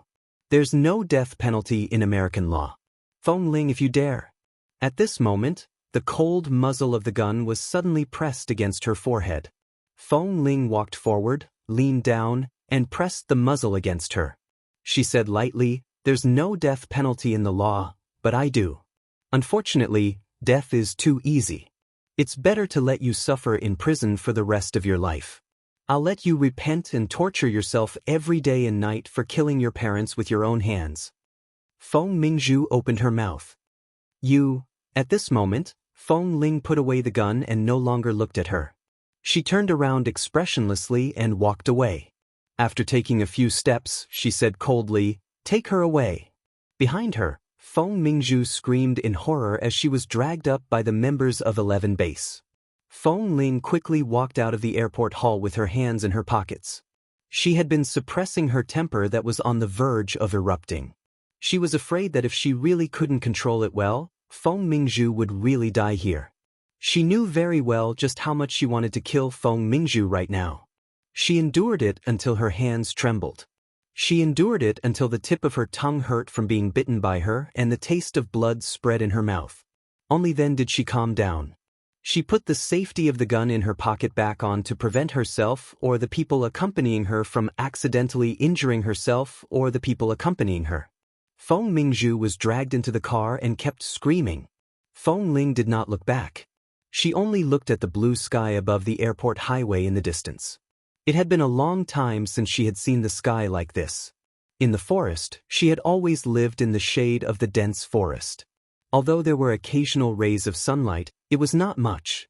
It had been a long time since she had seen such a clear blue sky. Feng Mingzhu returned to the hospital. As she promised, she only caught Feng Mingzhu back and asked the people of 11 Base to take her to the police station. Feng Mingzhu was now stimulated by the death of her parents and was incoherent, but all the evidence was with her. As long as she handed it over to the police, they would find out what method she used to set fire to the forest so smoothly. However, when she returned to the hospital, there were not many people left in the hospital. The two elders of the Feng family had been traumatized and had been accompanied by a psychiatrist. Mr. Feng and Mrs. Feng were in the morgue. Feng Ling didn't know what else she could do in this place, so after entering the hospital, she did not enter again. Instead, she sat on the bench by the side of the hall on the first floor. Her eyes were lifeless as she sat there motionlessly. Li Nanheng learned that she had returned, but he did not wait for her to go upstairs. Not long after, he learned from the members of the base that she was sitting on the first floor in a daze and walked down. He was walking on the escalator, facing where Feng Ling was sitting. The man walked over step by step.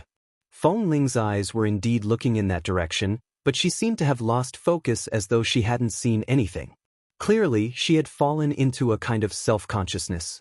When she vaguely felt a familiar aura, Feng Ling's eyes moved and she recovered some energy. She raised her eyes to meet Li Nanheng's gaze. The man had already walked up to her and looked down at her. "I didn't kill her," Feng Ling said stiffly and mechanically. Li Nanheng reached out and stroked her face. "I know." All the wariness and thorns in her body seemed to be instinctively retracted in front of him. Because of the man's approach, Feng Ling pressed her head against his body and pressed her forehead against his abdomen. She whispered, "I don't know what else I can do. The Feng family is in a mess right now. I didn't want to have anything to do with the people in this family, but I can't control myself now. I really feel terrible." Li Nanheng gently patted her shoulder. "Leave everything to me." Feng Ling pressed her head against his firm abdomen and closed her eyes. She raised her hands and silently hugged him. After a long time, she asked in a low voice, "What should I do next?" She didn't know if her senses were wrong, but she seemed to feel that after a few seconds of silence, Li Nanheng touched her hair. "Let's deal with Mrs. Feng and Mr. Feng's funeral first. After sending them away, I'll tell you what you should do." At this time, Feng Ling trusted Li Nanheng unconditionally. She also believed that everything he did for her was developing in a good direction. She also knew that he would definitely plan a good situation for her. Everything would be arranged according to her. However, her home in the jungle was gone. She hugged him tightly and said in a muffled and hoarse voice, "In the future, Li Nanheng interrupted her and said warmly, "You haven't slept well these days.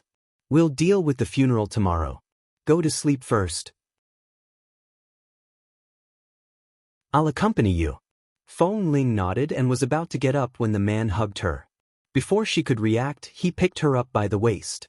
She was startled. The moment the man picked her up, she turned to meet his gaze. She instinctively wrapped her hands around his neck and looked at the man's face and his firm, dark eyes that seemed to be able to cover all pain and suffering for her. At this moment, she suddenly rejoiced that she had held back. She didn't like to cause trouble for Li Nanheng.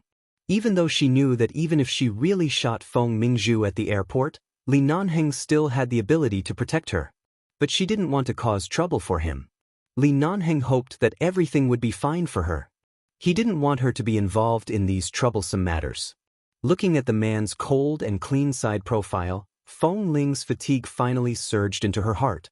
She closed her eyes and leaned against his shoulder, allowing him to carry her to the break room.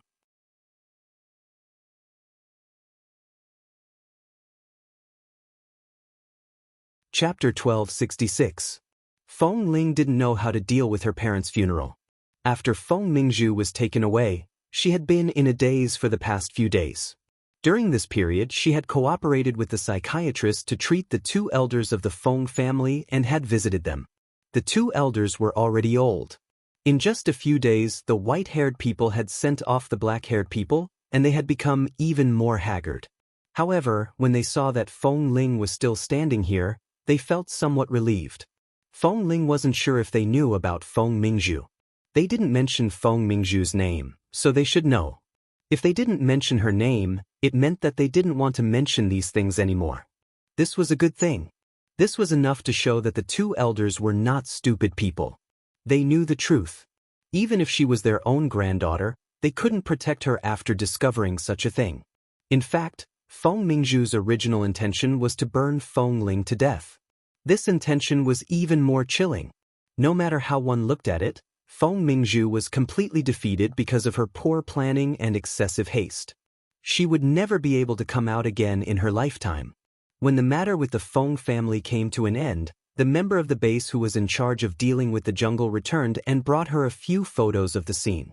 Feng Ling looked at the enlarged photos on the screen of her phone and saw that the jungle she had lived in since she was a child had completely turned into a charred ruin.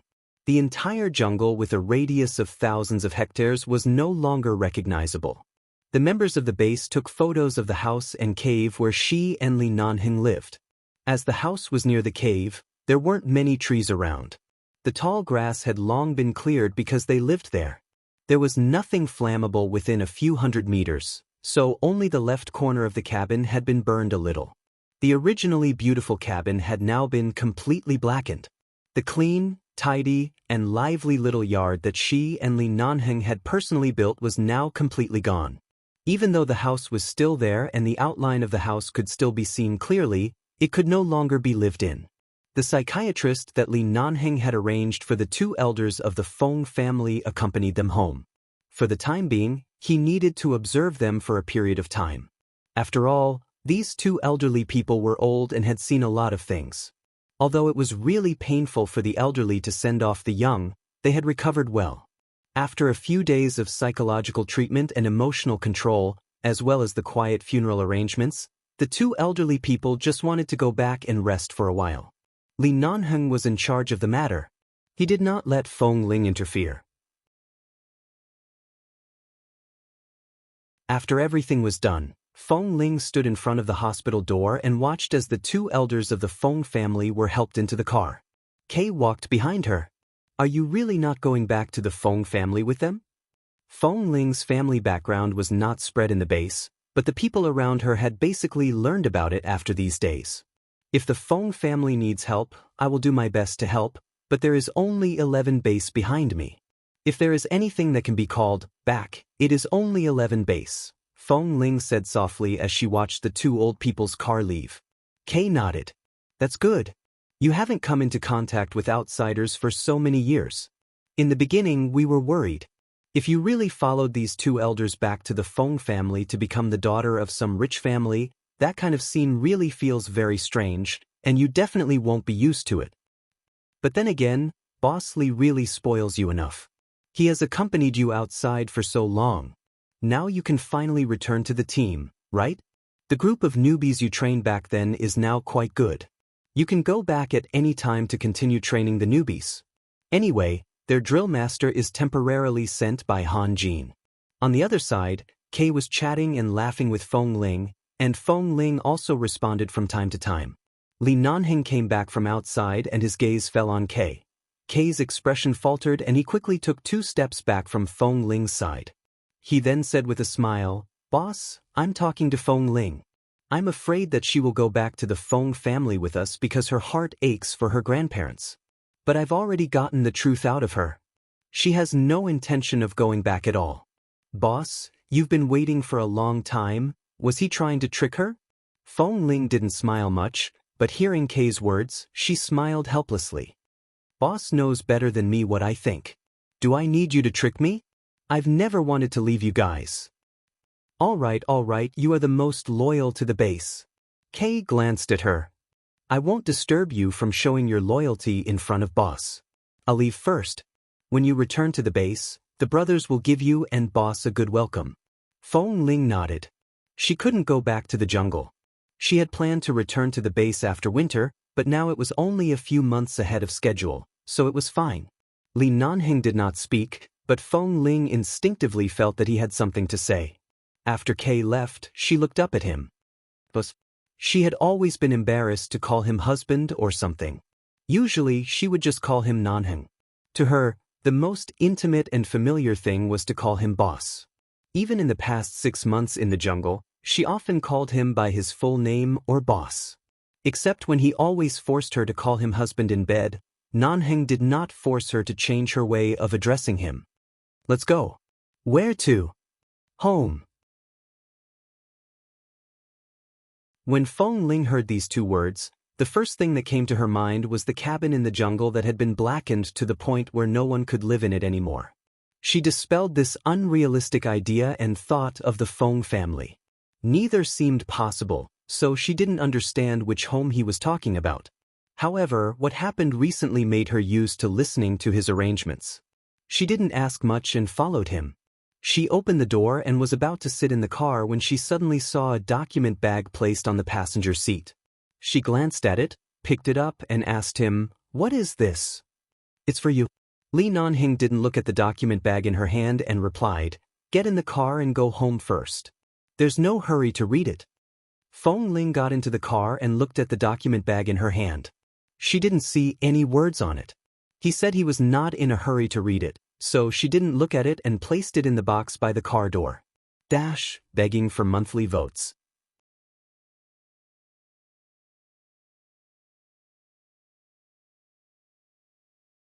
Chapter 1267. Feng Ling didn't know what Li Nanheng was trying to tell her about going home. Recently, because of the Feng family's matter, Feng Ling wasn't mentally exhausted, but her mood was definitely affected. She didn't have the mood to consider many things. Right now, the only reason why she could return to normal was that she had been used to being alone since she was young. Her concept of family affection was very vague. The death of her parents was indeed very sad, but she didn't always put her unhappiness on the surface. A few days ago, when she went to talk to grandmother Feng, she heard that Qin Qiu had long known about her. However, because she could tell that Feng Ling liked freedom and didn't want to return to the Feng family, she respected her choice and didn't disturb her. What kind of gentlewoman was Qin Qiu? Feng Ling was deeply gratified and proud that she had such a mother. Even though they were separated forever, at least her heart was warm. Li Nanheng drove the car to a large supermarket in Los Angeles. Feng Ling didn't understand what he wanted to buy, so she got out of the car and walked in. In the end, the man bought a bunch of ingredients and hot pot seasonings. This scene was very similar to when he helped her cook hot pot at home. Was he planning to accompany her for a while before returning to the base? After all, although every day in the jungle was peaceful and happy, he really could not eat hot pot. Usually he ate whatever was available. He had almost forgotten the taste of the food outside after a long time. He had gone out to buy something at the last minute that day, but in fact the taste was very average near the beach. Seeing the seasonings and hot pot ingredients that the man had placed in the shopping cart, Feng Ling subconsciously swallowed and accompanied him to choose various ingredients and vegetables. The two of them walked in the supermarket for a long time and bought one thing after another in the car. At first, Feng Ling thought that Li Nanheng planned to stay in the home he mentioned for a while so that she could ease the regret of not being able to return to the jungle, so she wanted to buy more things. However, later, she found that Li Nanheng did not continue to put things in the shopping cart. Instead, he seemed to be delaying for a long time. He walked aimlessly in the supermarket, and time passed bit by bit. Feng Ling asked him if he had anything to buy, but he forgot. What did he want to buy? He then casually picked up a bottle of sesame paste from the supermarket shelf. I forgot, but I heard that hot pot with this kind of sesame paste is common in China. I can buy it and try it. All right. Feng Ling checked the things in the shopping cart. It's almost enough. I've already bought a lot. The man glanced at her and pushed the shopping cart to the cashier. In the end, they did buy a lot of things. There were 2 big bags full. Feng Ling was afraid that the bags would fall out because they were too heavy, so she specially bought 2 more shopping bags. She wanted to help carry them, but Li Nanheng had already picked up the bags and carried them out. She followed behind and watched the man's tall and straight back. She felt that he was going to use this hot pot to fill her to death. Otherwise, why would he buy so many? When you say go home, do you mean go back here? Feng Ling looked at Li Nanheng's apartment in Los Angeles and looked up. She still remembered that on the floor below his apartment, he was the one who bought the apartment for her.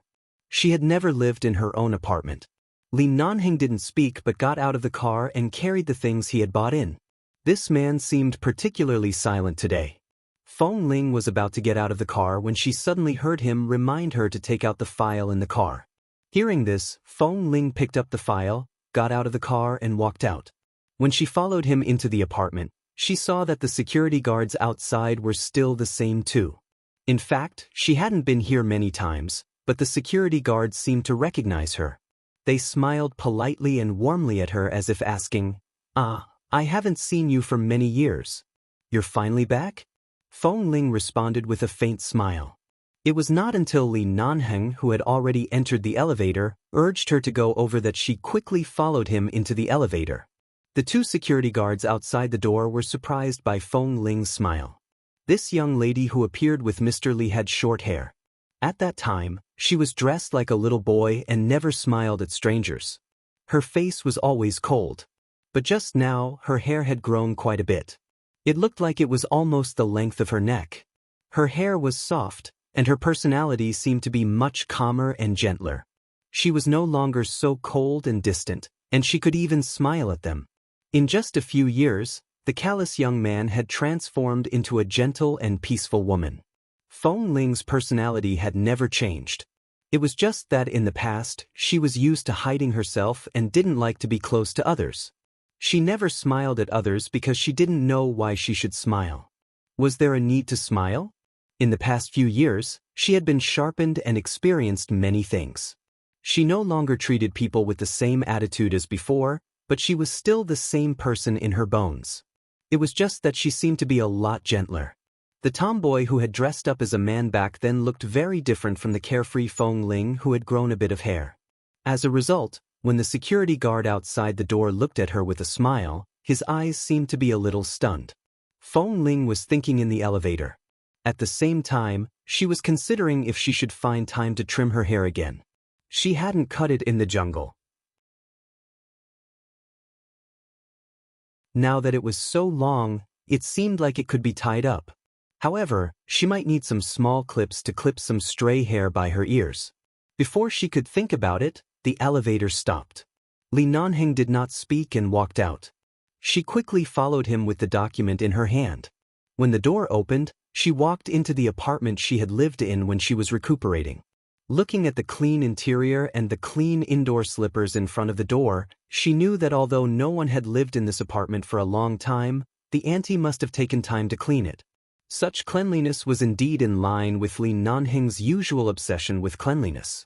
If his own apartment was covered in dust, he probably wouldn't be able to accompany her to clean the house like he did in the jungle. Li Nanheng put the 2 shopping bags aside and turned back to see that Feng Ling was still standing at the door. His cold brows moved. What? Are you used to living in the wooden house and don't dare to enter the apartment outside? Haven't you been here before? Feng Ling was slightly embarrassed and quickly changed her shoes. As she did so, she said, I remember that the floor below is the apartment you bought for me.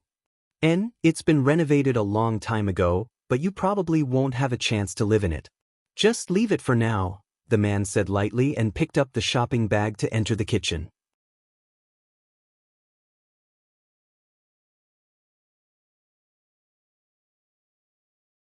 Chapter 1268. If she came here, she would stay with him. She definitely wouldn't have a chance to stay here. Feng Ling saw that he had entered the kitchen and followed him to take a look.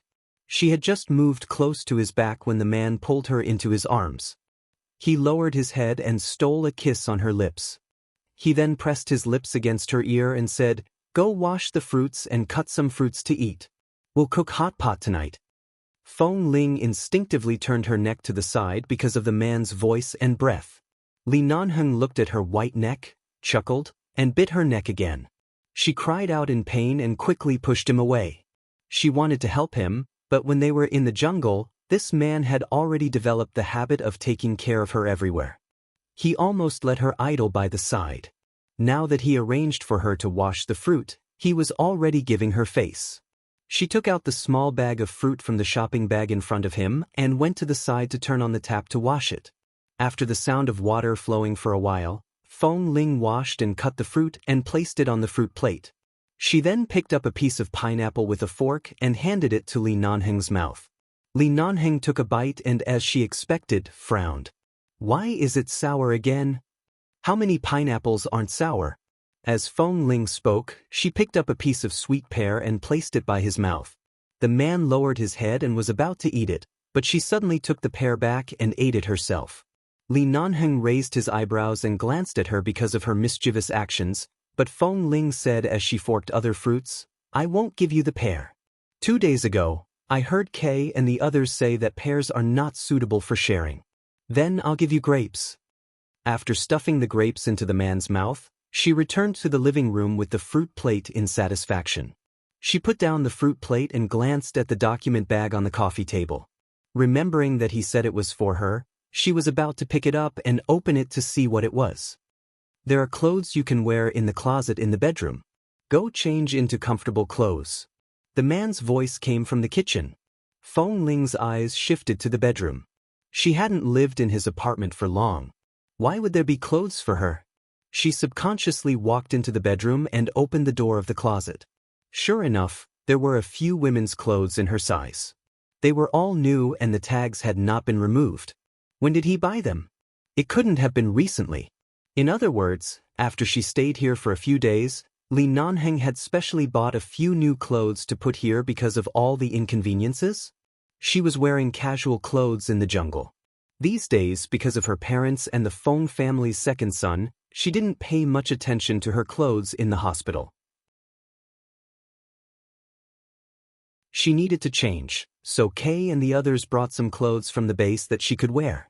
However, those straight men didn't know how to search for clothes in her empty room, so they casually picked 2 uniforms and sent them to her. The black combat uniform did look valiant and heroic, but it was inconvenient to wear it at home. Moreover, it was tight-fitting. Feng Ling picked out several new clothes and finally chose the softest and most comfortable short-sleeve t-shirt and sporty light-colored trousers. Because her long hair made the back of her neck itchy, she casually combed her hair back, but she never had anything to tie her hair with. A grown man like Li Nanheng definitely wouldn't have one. A few things she had bought in the supermarket appeared in front of her eyes. Her eyes lit up and she walked out. After going to the kitchen, she rummaged through the shopping bag by Li Nanheng's hand. Sure enough, she found 2 vegetables tied with rubber bands. After removing the rubber bands, she combed her hair back and tied it into a ponytail. However, because it was not long enough, some strands of hair on both sides of her cheeks fell forward and covered her cheeks. Li Nanheng watched her movements and then looked at her hair for a long time. Feng Ling put away the bundle of vegetables she had just untied and took out other things from the shopping bag to help him pack up. She subconsciously looked up at him. "What are you looking at?" The little woman's hair was half tied behind her head. Because there was hair on both sides of her cheeks, when she raised her head, she shook her head slightly. Her eyes were clear and clean. Li Nanheng's heart softened. He habitually raised his hand to rub her hair, but when he saw the little tail she had tied up, he subconsciously retracted his hand. In the end, his fingers landed on her cheek and helped her tuck the strand of hair behind her ear. Feng Ling blinked and looked at him. "My hair is long. It's inconvenient to do anything. Can I cut it tomorrow?" She did not say that she was going to cut it but asked for his opinion. After all, she had heard that men usually liked women with long hair. Although she was not used to it, after being in the jungle for so long, her hair had grown to her neck. No matter how unaccustomed she was, she had gradually gotten used to it. She just felt it was inconvenient occasionally. Do whatever you feel comfortable doing. In my eyes, even if you shave your hair like mine, you'll still look good. The man smiled. Feng Ling was coaxed by his words and a smile appeared on her face. "There are so many ingredients. How long will it take for you to clean up? You didn't eat much at noon. Don't eat too late at night. I'll clean up with you." The man did not stop her. He glanced at her and curved his lips. "You're becoming more and more like a virtuous little wife. I'm letting you enjoy more. Now that you're back, you should be more comfortable." "I'm quite comfortable." People can only see many things after experiencing some things, but I'm glad that I've seen through them before I experienced them, Feng Ling said as she picked the vegetables. "I've thought about the Feng family. In the future, I'll take some time to visit the 2 elders and visit my parents' graves regularly, but life has to continue. The only regret is that small wooden cabin, but I always remember what you said. As long as you're there, it's home, so I actually like to do things with you. This way, there's the feeling of 2 people living together. I feel very satisfied." Feng Ling usually did not speak much. Even when she was in the jungle, she often sat by the side and watched Li Nanheng busy himself. She did not say much, but at that time, the smile in her eyes grew wider and wider. This was the first time she had opened her heart to him and told him what was on her mind. It was also the first time she had talked about so many things in her heart. You're tuning in to the Passion Pages YouTube channel. We're so grateful for your support and don't forget to subscribe to join us on this incredible journey through captivating stories. Your generosity through donations truly makes a world of difference, as it's the primary source of revenue that allows me to expand and enhance this channel for you. Thank you from the bottom of my heart for being a part of this adventure.